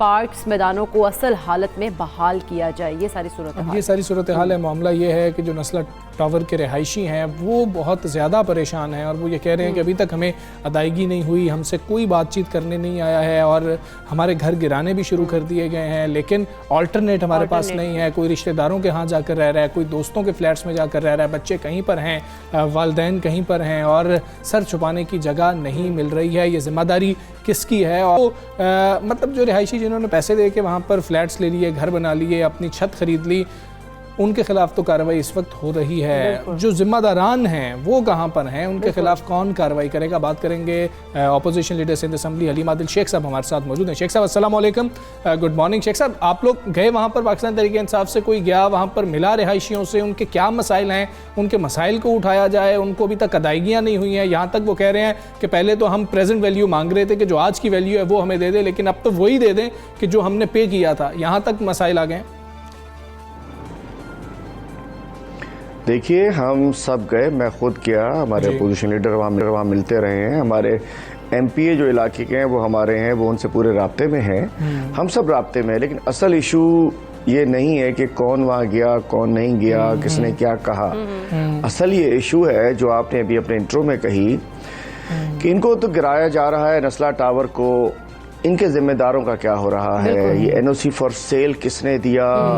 ये कोऑपरेशन डिपार्टमेंट भी सिंध गवर्नमेंट का है, केएमसी ने कैसे एक्स्ट्रा लैंड दे दी? और तमाम डिप्टी कमिश्नर से एनओसी फॉर सेल नक्शे पास कराने के लिए निकला गया। तो मैं कहना चाहता हूँ सारे डिपार्टमेंट सिंध गवर्नमेंट के इसमें इन्वॉल्व। 2013 में ये 2013 में एनओसी फॉर सेल दिया गया था और एक प्रोजेक्ट बना। सुप्रीम कोर्ट के 2 ऑर्डर्स हैं, एक ऑर्डर है कि फौरी तौर पर गिराया जाए, दूसरा उसी ऑर्डर में है कि इनको कंपनसेट किया जाए, या सिंध गवर्नमेंट करे या बिल्डर करे। अब इशू ये कि 3 लोग हैं इसमें, एक सिंध गवर्नमेंट है, सरकारी खजाना, दूसरा बिल्डर है, तीसरा इससे जो पैसा लिया सिस्टम ने, जो कि बिलावल हाउस में भी चल सकता है, लंदन में वहाँ क्या कहना चाहिए, वो यूनो सिस्टम भी हो सकता है, टप्पी सिस्टम भी हो सकता है, अद्दी सिस्टम भी हो सकता है, डैडी सिस्टम भी हो सकता है और अब बेबी सिस्टम भी हो सकता है। किसी न किसी ने तो पैसा लिया ना, वहां से पैसा दे दो, जाली अकाउंट से पैसे दे दो। वो मासूम है, इनोसेंट है, मजलूम है, जो रिहायशी है। सुप्रीम कोर्ट के आधे ऑर्डर पे तो बात हो रही है कि इसको यूं नहीं है, गिराएंगे नहीं, ऐसा नहीं करेंगे, लेकिन जो असल ऑर्डर है कि सिंध गवर्नमेंट 1 अरब रुपए बनता है जी, उसको कोई बड़ा इशू नहीं है, सिंध गवर्नमेंट दे सकती है। अरबों रुपए इनके जाली अकाउंट में पड़े हैं, चूंकि इससे पैसे किसने लिया? जब जालसाजी सीधी होती है तो पैसे जाते हैं। मैं समझता हूँ कि सुप्रीम कोर्ट, इन्होंने पिछले दिनों एक वारदात भी करनी चाहिए थी सिंध असेंबली में। हमारी एक करारदाद हम लाए थे कि जी इनके जिम्मेदारों के खिलाफ कार्रवाई की जाए और इनको कंपनसेट किया जाए। बीच में इन्होंने कार्रवाई कर दी कि नहीं जी, कोई गैर तजावुज ना गिराई जाए। अब सुप्रीम कोर्ट के ऑर्डर के बाद तो उसको हम ओवर रूल नहीं कर सकते। इन्होंने कार्रवाई डाली थी अपनी चमड़ी बचाने के लिए, अपने आप को बचाने के लिए, लेकिन असल इशू सिंध गवर्नमेंट है, इनके SPCA के अफसरान हैं, उस वक्त डिप्टी कमिश्नर, KMC के डायरेक्टर लैंड और तमाम लोग जिन्होंने नस्ला टावर को गैर कानूनी तौर पर बनने में किरदार अदा किया, उनको गिरफ्तार होना चाहिए, उनसे रिकवरी करके और वो पैसे फिर वो बताएंगे कि उन्होंने किसको दिए, किस सिस्टम में दिए, जाड़े पापड़ वाले को दिए, रक्षे वाले को दिए, छाबड़ी वाले को दिए, केबिन वाले को दिए, वो बताएंगे फिर वहां से निकल जाएगा। और इसका तो लेकिन ये जुल्म हम समझते हैं कि सिंध गवर्नमेंट को, जहां कमिश्नर कराची वहां हथौड़े लेके पहुंच गए हैं, साथ ही साथ जाके किसी बैंक पे जाके इनको पैसे देकर बुला के कंपनसेट करना चाहिए। हम वो मासूम है, मसलूम है, हमारे वोटर्स हम उनके साथ हैं। बिल्कुल शेख साहब, अगर देखा जाए जिस तरह आपने भी कहा है कि जिस तरह टावर गिराने की समात की बात हुई थी कि टावर गिराया जाए, टावर्स मतलब ऑल्टरनेट की बात नहीं हो रही, जिस तरह आपने भी ये कहा ना कि ऑल्टरनेट के एक तो ऑर्डर माना जा रहा है लेकिन सुप्रीम कोर्ट का दूसरा ऑर्डर नहीं माना जा रहा है, उसके ऊपर कोई बातचीत नहीं कर रहा, तो जो शहरी हैं उनको फिर किस तरह से जो है वो रिलीफ दिया जाएगा, कि कंपनसेट किस तरह से किया जाएगा? क्योंकि इस टाइम सारी सूरत हाल में सिर्फ और सिर्फ जो लोग जो थे वो वहाँ पर रह रहे थे, रिहायशी, वो मुश्किल में है, तो उनकी मुश्किल को कैसे आसान बनाया जा सकता है? अगर हम तरीके इंसाफ की बात करें तो वो क्या कर रही है? और शेख साहब साथ ये भी ऐड ऑन कर लीजिएगा कि क्या गवर्नमेंट के लिए बहुत मुश्किल है कि वहाँ के रिहायशियों को कोई अल्टरनेट दे दिया जाए? ये कोई बहुत मुश्किल बात है? कोई मुश्किल बात नहीं है सिंध गवर्नमेंट के लिए। आज इस वक्त जब हम बात कर रहे हैं, आज भी शहर में सैकड़ों नस्ला टावर सिंध गवर्नमेंट के SBCA बनवा रहा है। आज भी इस वक्त यही कमिश्नर साहब जाली खाते बनाकर ज़मीनें लोगों को दे रहे हैं। आज इसी वक्त वेस्ट में रिकॉर्ड जलाकर 1000 एकड़ ज़मीन पर, जो कि गरीब लोगों की ज़मीनें हैं, तेसा टाउन की, उस पर कब्जे किए जा रहे हैं। मैं कहना चाहता हूँ अगर वज़ीर आला बेख्तियार है तो इनके जो फ्रंट मैन काम कर रहे हैं, कमिश्नर से कह दें कि जाली खाता जो आपने सिस्टम के लिए रखा हुआ, अपने जरदारी सिस्टम के लिए, उसके ऊपर ही दे दो। दूसरी बात आपसे करूँ कि हम कहाँ तक जाएंगे। हमने असम्बली में अपना फोरम इस्तेमाल किया, ठीक है, उसको इन्होंने बुलडोज किया, लेकिन हम इनके साथ इनको इंसाफ दिलाने के लिए हम हर जगह तक जाएंगे। ये हमारे वोटर्स हैं, ये हमारे लोग हैं। इंशाल्लाह इसी सिंध गवर्नमेंट के मतलब इनकी जेब से पैसे निकाल कर इस चोरी का पैसा कुछ भी हो जाएगा। सिंध गवर्नमेंट के लिए 1 अरब रुपए को बड़ा अमाउंट नहीं है। इंशाल्लाह हमें प्रोटेस्ट करना पड़ा, हमें कुछ करना पड़ा, क्योंकि देना सिंध गवर्नमेंट ने, हमने नहीं देना, वफाक ने नहीं देना, ये सिंध गवर्नमेंट ने देना है। और सिंध गवर्नमेंट से लेंगे, खा वो अपने पास से दे या अपने जाली अकाउंट से दे। बिल्कुल ठीक है। अलीम आदिल शेख साहब कल बड़े अहम रिमार्क्स थे, उनके अंदर देखें तो चीफ जस्टिस साहब ने यह भी कहा कि आप टाइम पास कर रहे हैं। अगर मुल्क की सबसे बड़ी अदालत के सामने भी जाकर टाइम पास करने या हीले बहाने बनाने की कोशिश की जा रही होगी तो आम आदमी की बात कर ली जाए तो उनकी बातें कौन सुनेगा? और दूसरा यहाँ पर कि चीफ जस्टिस साहब जो हैं कराची को अच्छी तरह से समझते हैं, इसीलिए उनका इंटरेस्ट भी बहुत ज़्यादा था इन तमाम तजावुज़ात के ऊपर। लेकिन आपको नहीं लगता कि फ्यूचर में कोई फ़ायदा होगा इन चीज़ों का, अगर आज इतनी मतलब सख्ती के बाद सुप्रीम कोर्ट जो है गिराने में कामयाब हो रही है कि जाके गिरा के आएँ, तो बाकी तजावुज़ात नहीं बनेंगी, बाकी तजावुज़ात कैसे गिरेंगी? ये तो फिर भी सवालात मौजूद रहेंगे। देखिए, हम समझ रहे हैं कि सिंध गवर्नमेंट का और वहाँ के बिल्डर्स का आपस में जो राब्ता हुआ है, सिंध गवर्नमेंट ने, उन्होंने कहा है हमें टाइम गेन कर दें, जस्टिस साहब रिटायर हो जाएंगे, अल्लाह खैर सल्लाह। इनको कराची की ज़्यादा परेशानी है, बाकी आने वाले साहब को शायद कराची फोकस ना हो। जो कल जो रिमार्क्स थे, मैं समझ सकता हूँ कि वो रिमार्क्स यही है कि किसी तरीके से चीफ जस्टिस साहब का टाइम गुजर जाए और उसके बाद शायद ये फोकस ना रहे, कोई और इशू बन जाए, कोई और मामला आ जाए। लेकिन मैं समझता हूँ कराची एक कंक्रीट का एक जंगल बन चुका है, कराची नाजायज इमारतों का एक जंगल बन चुका है। ऐसे नहीं चला करते शहर, ऐसे नहीं चला करते। अल्टीमेटली जितना इन्हें प्रेस करना पड़ रहा है, मैं समझता हूँ इसके बाद हम एक चीज के कायल हैं। देखिए गुजर नाला, मैंने अभी दोबारा रिपीट, गुजर नाला पे सुप्रीम एक चीज को अवेल कर दे, गुजर नाला पे सिंध गवर्नमेंट क्या कमा था कि इनको जमीन दे दो, उनके लिए बैरेटा उनके पैसे आएंगे। गुजर नाला के मुतासरीन जलील हो रहे हैं, उनको प्लॉट नहीं दिए जा रहे। दूसरी जानिब मैं तो कहना चाहता हूँ जुडिशल कमीशन बनना चाहिए। इस वक्त जो आपको पता है सिंध में 39 लाख एकड़ जमीन पर कब्जा है सर इन लोगों का, 39 लाख एकड़, सुप्रीम कोर्ट में रिपोर्ट जमा है, तो इंशाल्लाह हम फॉलो करेंगे। ठीक है, शेख साहब बाबू लोगों की कोई बात नहीं करता, शेख साहब बाबू लोगों की कोई बात नहीं कर रहा होता, जो मतलब साइन करके चले जाते हैं, फिर रिटायर भी हो जाते हैं, लेकिन उनको कोई कटहरे में नहीं लाता, उनके खिलाफ कोई कार्रवाई नहीं होती है। उनके साथ क्या होना चाहिए? क्योंकि ये कल्चर तब तक खत्म नहीं होगा कि अगर आप साइन किया है, बरी जिम्मा हो गए, बाद में रिहायशी भुगतते रहेंगे सारी उम्र। देखिए, जो बाबू लोग गुजरे हैं यहाँ, मंजूर काका, ये बाबू लोग इत्तेफाक से यहाँ सिंध में बाबू लोग होते हैं, वो इनके पपेट्स होते हैं। उनको सिस्टम से लगाया जाता है, मुख्तलिफ अदवार में वो बाबू लोग लगाए जाते हैं। मैं कहना चाहता हूँ बाबू लोगों का अकाउंट में तो कुछ नहीं होगा, वो तो सारा जाली अकाउंट में इनके पास आ चुका होगा, लेकिन 2-4 बाबुओं को इसी के साथ बांट कर जो बम से उड़ाने की बात हो रही थी ना, मैं कहता हूँ जिन बाबुओं ने इस पे साइन किए ना, ये जो कब्रिस्तान बेचारे रहायशियों का बन गया है, इस नस्ला टावर से बांध के बम से उड़ा दिया जाए, उड़ाया जाए इनको। मैं समझता हूँ इन्होंने लोगों के ख्वाबों की, इन्होंने लोगों के ख्वाब छीन लिए, इन बच्चों से घर छीन लिया, इनसे सर से छत छीन ली है। बिल्कुल ठीक है, जिंदगी भर की जमा पूंजी उनसे छीन ली गई है। अलीम आदिल शेख साहब अपोजिशन लीडर सिंध असेंबली हमारे साथ मौजूद थे, बहुत शुक्रिया आपका। और ये बड़ा संजीदा मामला है, जिस तरह से उन्होंने कहा कि एक शिक पर अमल हो रहा है, दूसरे शिक पर अमल नहीं किया जा रहा, कंपनसेट कैसे करना है। अगर हम वहाँ के जो रहायशी थे उनकी बात करें तो वो बहुत ज़्यादा परेशान हैं, वो कह रहे हैं कि हमारे पास तो अब ठिकाना नहीं है, ज़िंदगी की जमा पूंजी जो थी यहाँ पर लगा दी, कुछ लोग बाहर से यहाँ पे इन्वेस्टमेंट कर रहे थे,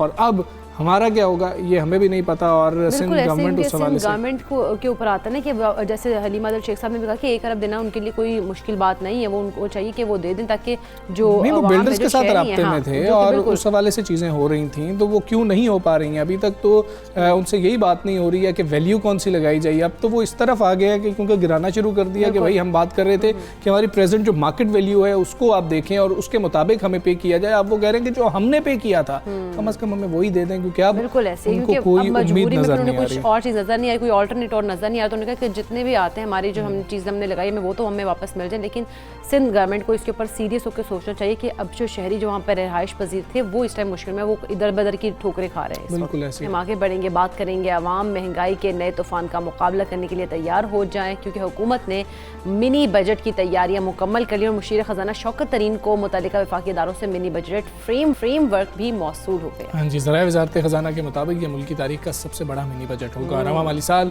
800 अरब रुपए इजाफी हासिल करने की कोशिश भी की जाएगी। FBR का टैक्स महसूलात में कम अज़ कम 530 अरब रुपए का इजाफा करने का प्लान है। अच्छा, बिजली और गैस की कीमत बढ़ाने से 7 माह में 250 अरब रुपए हासिल करने का मंसूबा भी बनाया गया है। और दूसरी जानिब IMF ने हुकूमत पाकिस्तान की स्टेट बैंक से कर्ज लेने का जो रास्ता है वो खुला रखने की तजवीज़ अब मुस्तरद कर दी है। अच्छा, IMF ने state bank of Pakistan act 1956 में तरमीम की हुकूमत पाकिस्तान की तमाम अहम जो तजावीज़ थी वो भी मुस्तरद की हैं, और सिर्फ मरकजी बैंक के बोर्ड मेंबर्स की तकर्री और सेक्रेटरी खजाना को बोर्ड में रखने का वफाकी हुकूमत का इख्तियार तस्लीम किया है। अच्छा, ज़रा ये भी बता रहे हैं कि IMF ने यह तजवीज़ भी कबूल नहीं की कि वफाकी हुकूमत मरकजी बैंक को फ़राते ज़र का हदफ देगी। ये सारी सूरत हाल है, इस पर हम बात करेंगे। मारूफ माहिर मईशत फरहान बुखारी साहब हमारे साथ मौजूद हैं। अस्सलाम वालेकुम, गुड मॉर्निंग। बुखारी साहब, आलमी मालियाती फ़ंड यानी कि IMF ने हुकूमत पाकिस्तान की स्टेट बैंक से कर्ज लेने का रास्ता खुला रखने की जो तजवीज़ है वो मुस्तरद कर दी, और मरकजी बैंक का 100% मुनाफा भी इस वक्त तक जो वफाकी हुकूमत है उसको मुंतकिल नहीं हो सके जब तक कि बैंक अपने मालियाती वाजिबात के लिए कोई कवर हासिल नहीं कर लेता। IMF का मौके वक्त के साथ साथ इतना सख्त क्यों होता जा रहा है?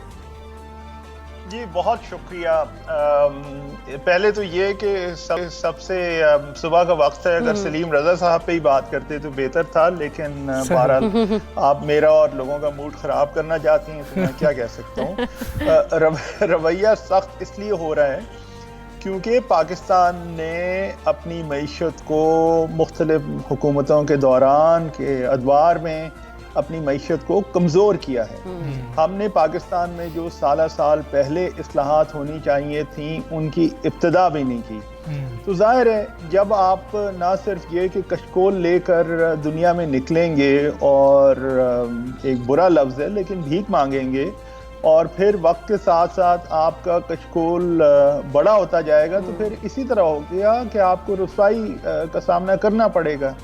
बुनियादी सी बात है, और इस वजह से क्योंकि हमारा बदकिस्मती से वक्त के साथ साथ दुनिया में एतबार भी कम हुआ है, हमारे अंदरूनी हालात जिस तरह हमें इस्लाह करनी चाहिए थी वो भी नहीं हुए, तो फिर नतीजा क्या होगा? ये तो सारा का सारा जो हम देख रहे हैं ये बड़ा प्रिडिक्टेबल था। ठीक है बुखारी साहब, ये भी फरमा दीजिएगा मिनी बजट के हवाले से, पहले तो ये बताएं कि मिनी बजट की ज़रूरत क्यों पड़ती है गवर्नमेंट को, और दूसरा ये कि 800 अरब के जो है हम इजाफी गवर्नमेंट हासिल करना चाह रही है, ये किससे हासिल किए जाएंगे?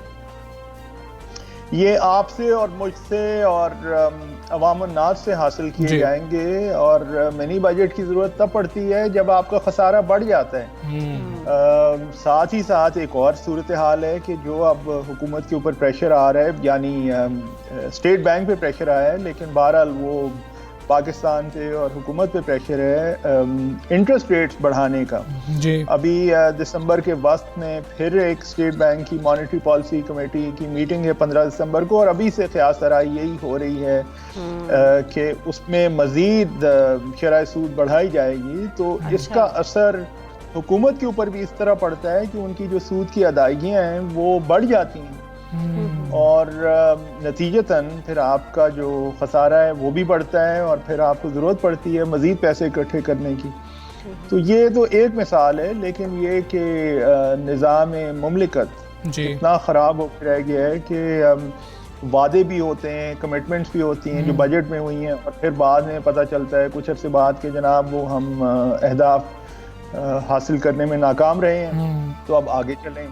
आगे क्या चलें, लोगों के ऊपर आप मज़ीद बोझ डालें, मिनी बजट के ज़रिए डालें, इस किस्म के काम पहले भी हुए हैं। ठीक है। अच्छा बुखारी साहब, मतलब गवर्नमेंट तो दावेदार है कि आवाम को अब रिलीफ देने का वक्त शुरू होने वाला है कुछ ही अरसे बाद, लेकिन आप देख रहे हैं कि जब मिनी बजट लाने की ज़रूरत पेश आ गई तो क्या अब रिलीफ का जो ख्वाब था वो पूरा हो पाएगा आवाम का ख़ास तौर पर? दूसरी बात ये भी बता दीजिएगा कि ये मिनी बजट इस वक्त लाया जा रहा है गवर्नमेंट की जानिब से, क्या कोई और ऑप्शन थी गवर्नमेंट के पास कि मिनी बजट ना लाती, कोई और तरीकाकार अपना लिया जाता?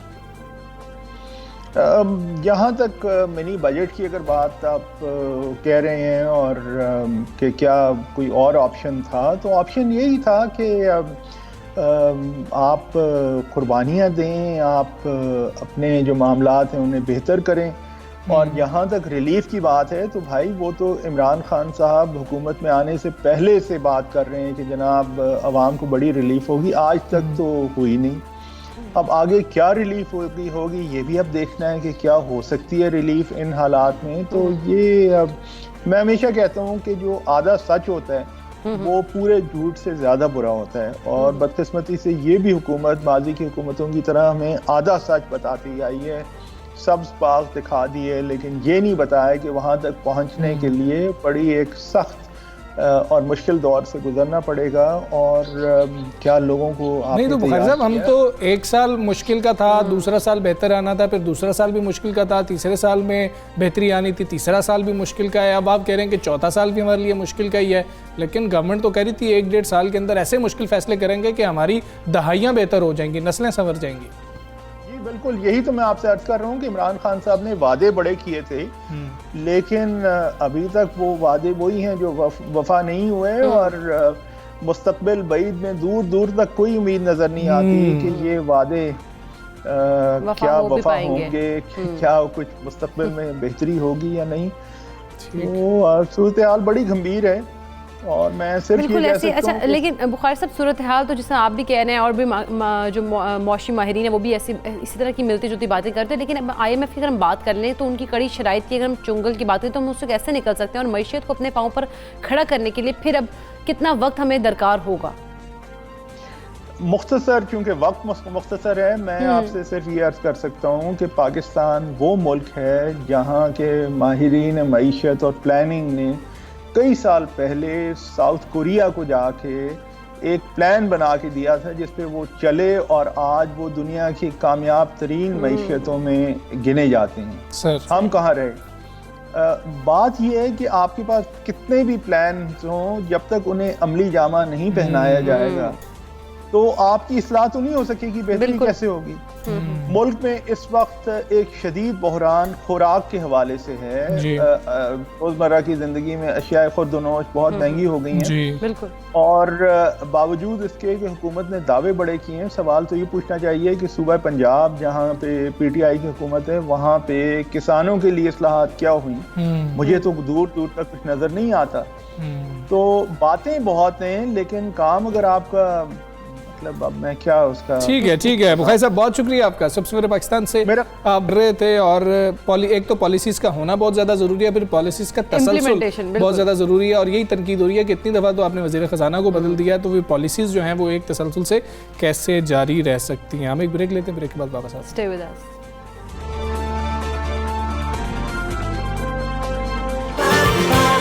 सुबह सवेरे पाकिस्तान, सुबह सवेरे पाकिस्तान।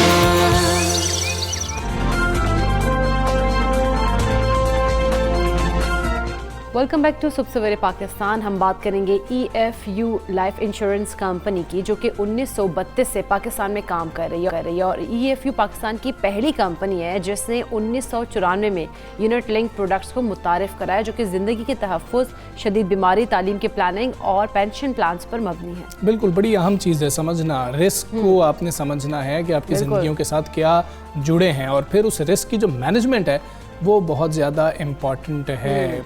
ज़िंदगी सबको पता है कि किसी को नहीं पता कि कितनी है, कब तक है, कैसी है, और फिर जब इंसान कुछ कमाई की तरफ आ जाता है, प्रैक्टिकल लाइफ की तरफ आ जाता है, तो अपने बारे में कम सोच रहा होता है, और जो डिपेंडेंट्स होते हैं, जो फैमिली होती है, उसके बारे में बहुत ज़्यादा सोच रहा होता है, लेकिन हम कंसर्न भी बहुत ज़्यादा होता है, लेकिन हम इस बात को साइड पर करते जाते हैं कि उनके लिए किस तरह से कोई कोशिश की जा सकती है, क्योंकि हमें अपनी ज़िंदगी का भी कुछ नहीं पता, उनकी ज़िंदगी का भी कुछ नहीं पता, और जो डिपेंडेंट्स हैं प्लानिंग नहीं कर रहे होते ना, बिल्कुल बहुत मुश्किलात हो जाती हैं। खुदा न खास्ता अगर कोई आपके साथ मतलब कि इस तरह की सूरत हाल पैदा हो जाती है कि आप इस दुनिया में नहीं रहते, आप कोई हादसा पेश आ जाता है, एक्सीडेंट के बाद अक्सर ऐसा होता है लोगों की नौकरियां चली जाती हैं। इंसान को तो बिल्कुल नहीं पता था कि उसका अगला सेकंड भी उसका है या नहीं है, तो फिर इतनी मतलब अनएक्सपेक्टेड सी हमारी लाइफ होती है, तो फिर रिस्क मैनेजमेंट तो कर लेनी चाहिए। और EFU लाइफ का जो नज़रिया है वो महज मुनाफा नहीं है,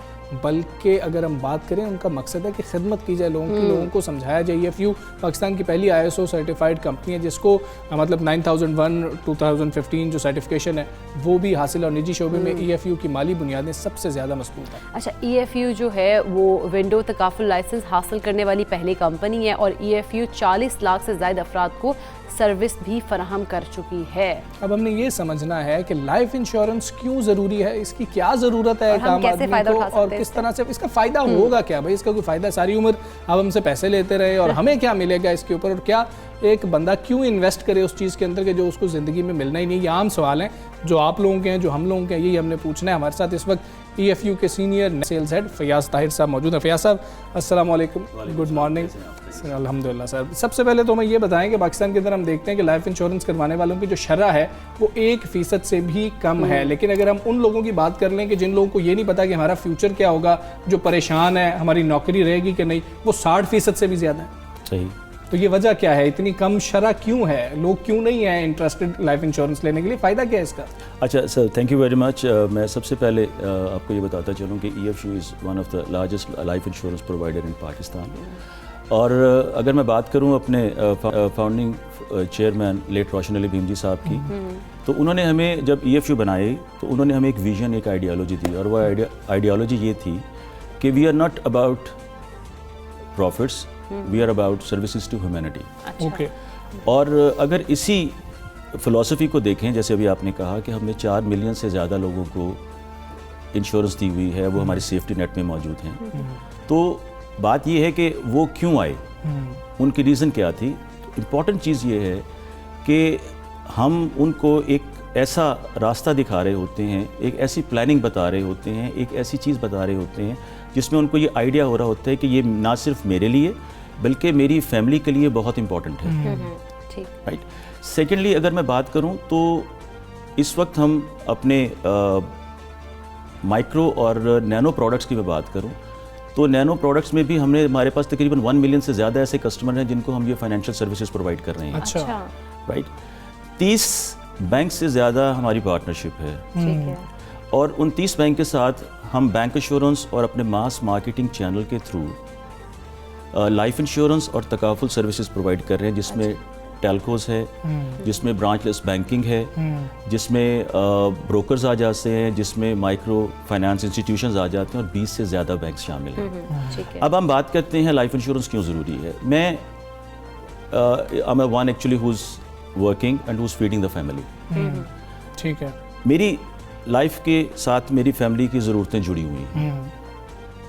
मेरी कुछ ज़रूरतें ऐसी हैं जो इमीडिएट हैं मेरी फैमिली की, वो ये है कि मुझे हर महीने अपनी फैमिली को उनको फूड देना है, यूटिलिटी बिल्स पे करने हैं, उनकी एजुकेशन, उनकी क्लोथिंग, उनकी मेडिकेशन, सोशल एक्टिविटीज़ मुझे उनके लिए ये पूरा करना ही करना है। बाय ऑल मीन्स कुछ हो जाए ये एक्सपेंस मुझे देने ही देने।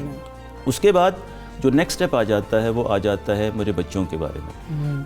हम में से कोई बंदा ऐसा नहीं सोचेगा जो ये ना सोचे कि हम अपने बच्चे को अच्छी एजुकेशन ना दिलवाएं, सही। और अब ऑब्वियसली अगर हम एजुकेशन की बात करते हैं, हायर एजुकेशन की बात करते हैं, तो उसमें एजुकेशन महंगी है। फिर हम रिटायरमेंट की बात कर लेते हैं। आज से 10 साल पहले का अगर मैं कॉन्सेप्ट लूँ तो लोग अपने बारे में सोचते ही नहीं थे, लेकिन आज लोग अपने बारे में सोचते हैं। उसकी रीज़न मीडिया है, बिकॉज मीडिया ने ये अवेयरनेस क्रिएट की है कि पाकिस्तान में भी ओल्ड एज होम्स बन गए हैं भाई। हाँ जी। तो लोगों ने अपने बारे में सोचना शुरू कर दिया है। तो ये वो ज़रूरतें हैं जो मेरी लाइफ के साथ जुड़ी हुई हैं। अब अगर मुझे इस बात की श्योरिटी हो कि मैं ये सारी ज़िंदगी ज़िंदा रहूँगा और ये, तो मुझे किसी चीज़ की, किसी प्लानिंग की कोई ज़रूरत नहीं है। I am the one actually who's doing everything. लेकिन अगर मुझे ये थोड़ा सा आइडिया हो जाए कि मेरे साथ ज़िंदगी में कुछ भी हो सकता है, कोई ऐसी अनसीन सिचुएशन आ सकती है कि मैं इस पिक्चर में नहीं रहता हूँ, तो what would happen with my family. तो ये वो टाइम है जब हम इन दोनों चीज़ों को कवर कर रहे होते हैं।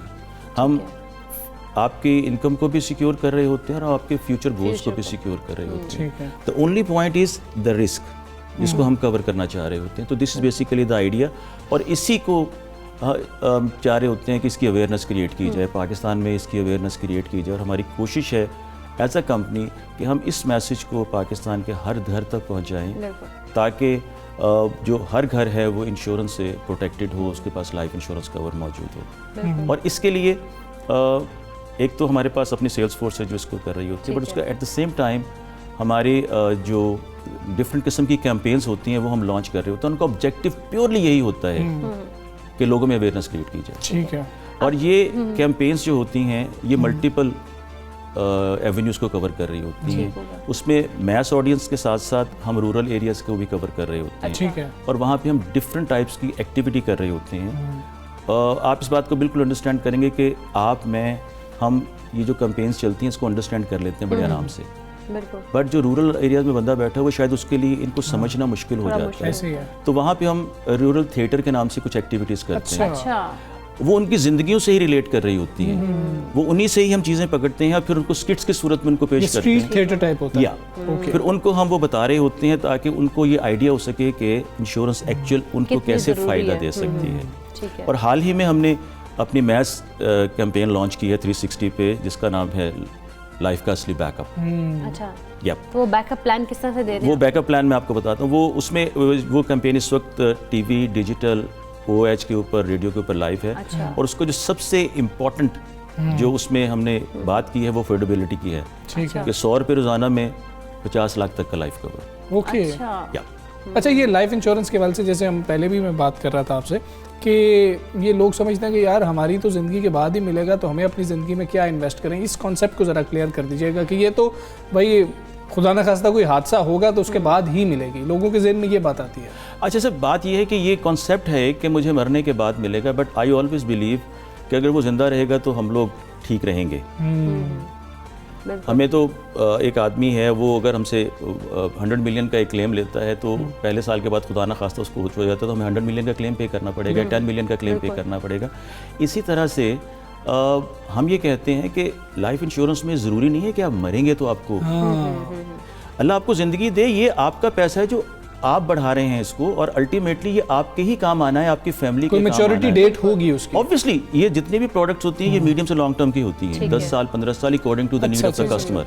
वो जितने साल के लिए उसको करना चाह रहा होता है हम उस हिसाब से उसको टेलर करके देते हैं, बिकॉज हमारी कोई भी प्रोडक्ट जो है वो रेडीमेड नहीं है। According to the need of the customer हम उसको डिज़ाइन करके उसको दे रहे हैं। थोड़ा सरमाया तो आप थोड़े सरमाए से जितना आप इंश्योरेंस के लिए पैसे दे सकते हैं वो कर लें, ज़्यादा सरमाया तो ज़्यादा पैसे से आप दे सकते हैं कि ये बिल्कुल एक इंसान की अपनी मर्जी है और आप उसके मुताबिक उसको प्लान बना देंगे। कोरोना में बड़ी मुश्किलात थी, क्या आप लोगों की कंपनी को भी कोई मुश्किलात का सामना करना पड़ा? क्लेम्स भी आए होंगे। सर्वाइवल की बात हो तो उन दिनों में सर्वाइवल किस तरह से था?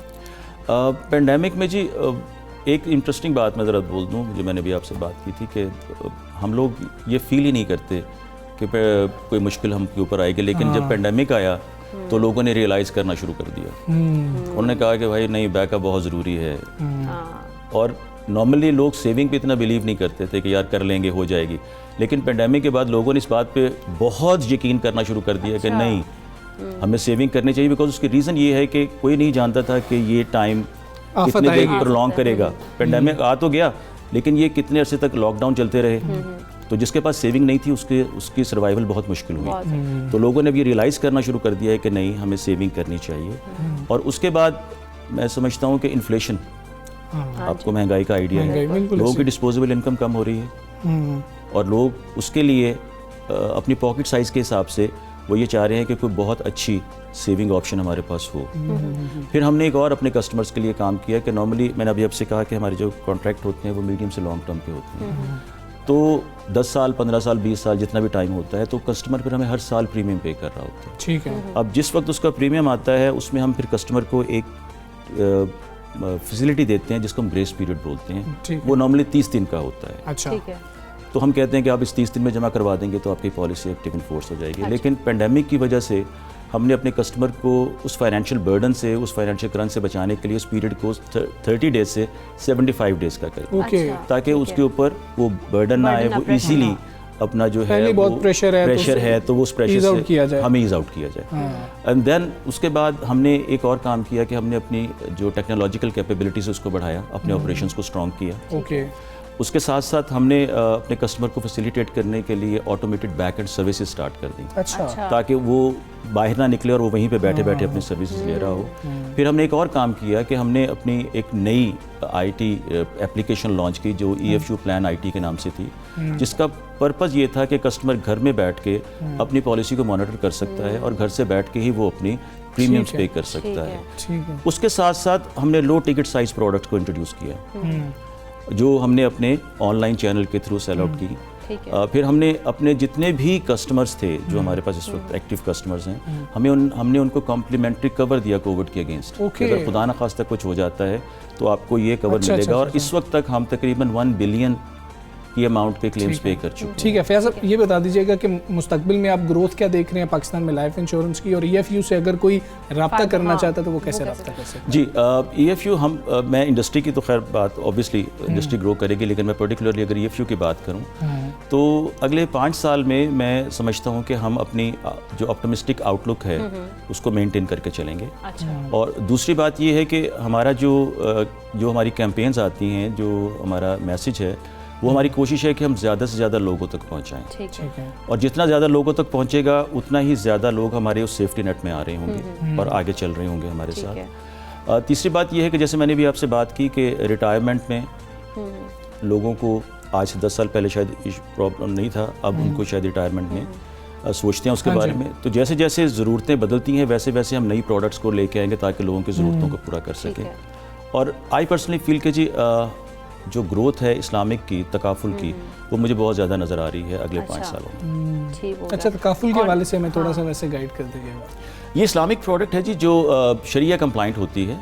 इसमें जितनी भी इन्वेस्टमेंट होती है वो शरिया कंप्लाइंट होती हैं। ठीक है। और नॉर्मली जो लोग ये कहते हैं कि जनाब इसमें कोई प्रॉब्लम आती है कि इसमें किसी इन्वेस्टमेंट जो कन्वेंशनल हमारी है उसमें कोई प्रॉब्लम है तो हमें इस्लामिक चाहिए, तो उनके ये इस्लामिक नज़रियाती इख्तिलाफ है, तो उसके लिए ये बहुत ज़रूरी है। सही है।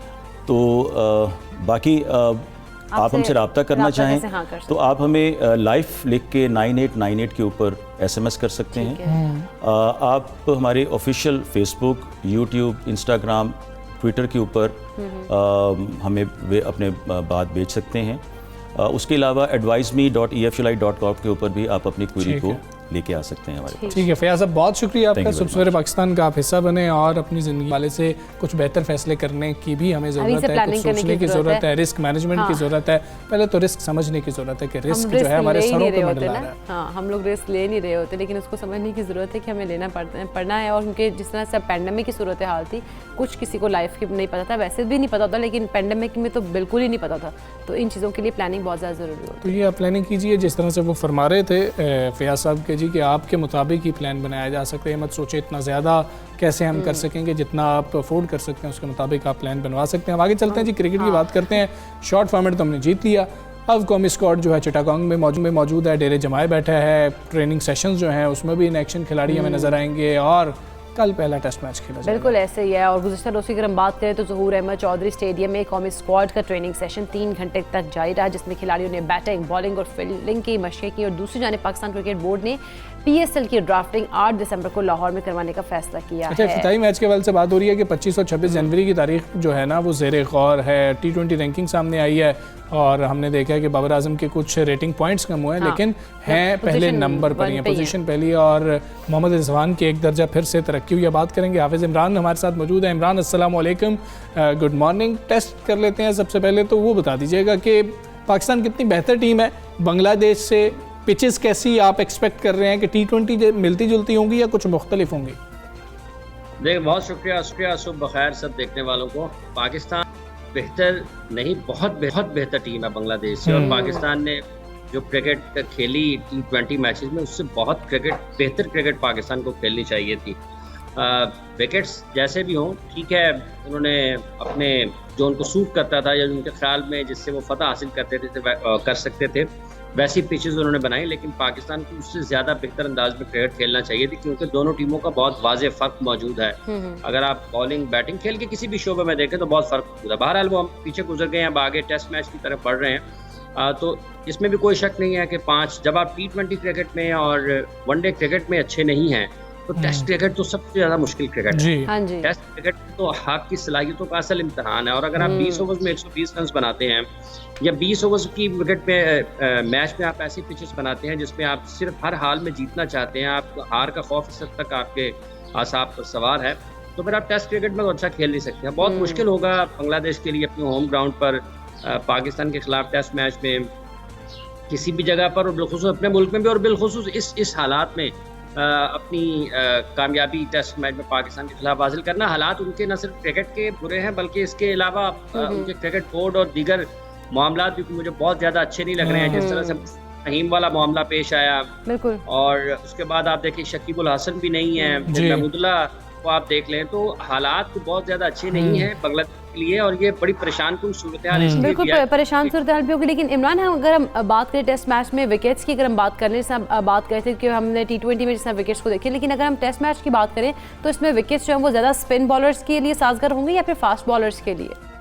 देखिए, जो बांग्लादेश है वो उनके पास कोई बहुत ज़्यादा हकीकी तौर पर तेज़ गेंदबाज तो मौजूद नहीं है, जो 150, 145 और 55 के दरमियान में बॉलिंग करते हों और टेस्ट मैच में लंबे स्पेल करने की सलाहियत रखते हों, तो वो उनका लामहला वही होगा कि जो स्पिनर्स हैं या जो पार्ट टाइमर्स हैं उनके जरिए काम चलाया जाए। तो पिचेस तो आप ऐसी तवक्को करें जो T20 में बनी थी, हो सकता है थोड़ी इससे बेहतर हो, क्योंकि 5 दिन खेल होना है, 5 दिन प्ले होना है, तो थोड़ा सा उसमें उसकी बेहतरी हो सकती है, लेकिन जो सपोर्ट कर रही होंगी वो स्पिनर्स के ही लिए ज़्यादा होंगी, और पाकिस्तान के पास स्पिनर्स आप देखेंगे अच्छे खासे पाकिस्तान इस टेस्ट सीरीज के लिए स्पिनर्स लेके गया है, और बाबर आजम अभी से कुछ देर के बाद मीडिया से बातचीत भी करेंगे, और मेरा ख्याल है कि वो किसी हद तक अपनी जो कल की चीज़ें उनको वाजे भी कर देंगे। तो ये सबसे जो ज़्यादा अच्छा इमरान, ये भी जानना चाहिए यासिर शाह क्यों नहीं है? हम स्पिनर्स की बात कर रहे हैं, यासिर शाह के कुछ सितारे गर्दिश में हैं, कुछ अरसे से हम देख रहे हैं, या वैसे वाकई अनफिट हो जाते हैं, वो वाकई को मसाइल पैदा हो जाते हैं? देखिए, इंजरीज हैं उनको, अभी उनका कोई अंगूठे का मसला था, गुज़िश्ता दिनों उन्होंने अपना एक ट्वीट भी किया था इसी हवाले से, और गुज़िश्ता कुछ अरसे से उन्हें कुछ इंजरीज के इश्यूज हैं और उससे वो रिकवर नहीं कर पा रहे हैं।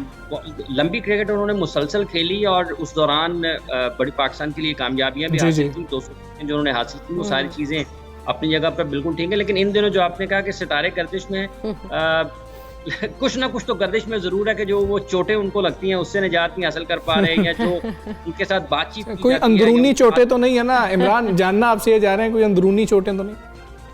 नहीं, उनको ऐसी चोट इस वक्त ऐसी चोट लगी है जो नजर आ रही है, और जो चेक कराने के लिए जाती है। चले इमरान, वो तो ठीक हो गया, लेकिन यासिर शाह की अगर बात हो रही है, यासिर शाह के हमें मुतबादिल कौन सा प्लेयर नजर आ रहा है जो कि हम पाकिस्तानी टीम में शामिल कर सकते हैं स्पिनर में? देखिए, जाहिद महमूद को उन्होंने किया तो है राइट आर्म लेग स्पिनर की हैसियत से टीम में शामिल, लेकिन अब वो यासिर का मुतबादल होते हैं या नहीं होते हैं। यासिर ने पाकिस्तान के लिए बड़ी परफॉर्मेंसेस दी हैं।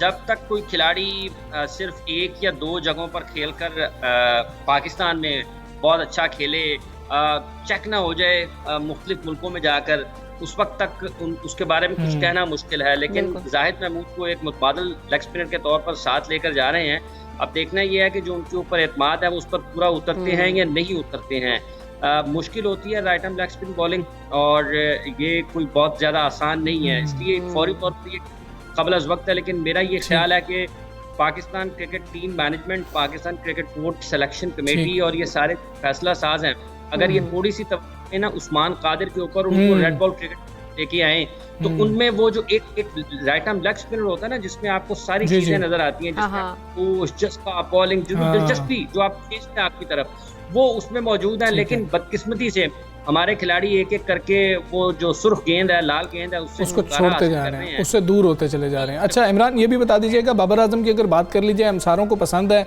हम लोगों ने मतलब कि उनको वाकई किंग बाबर कहना शुरू भी कर दिया, लेकिन टेस्ट क्रिकेट में देखें हम मवाजना नहीं कर सकते हैं बड़े खिलाड़ियों के साथ उनके स्टैट्स का। बाबर आजम को कितना परफॉर्म करना होगा टेस्ट क्रिकेट के अंदर, क्योंकि अगर हम ओडीआई या T20 की बात करें, हम किसी के साथ भी कंपैरिजन करें तो हम बाबर को अब आगे रख रहे होते हैं।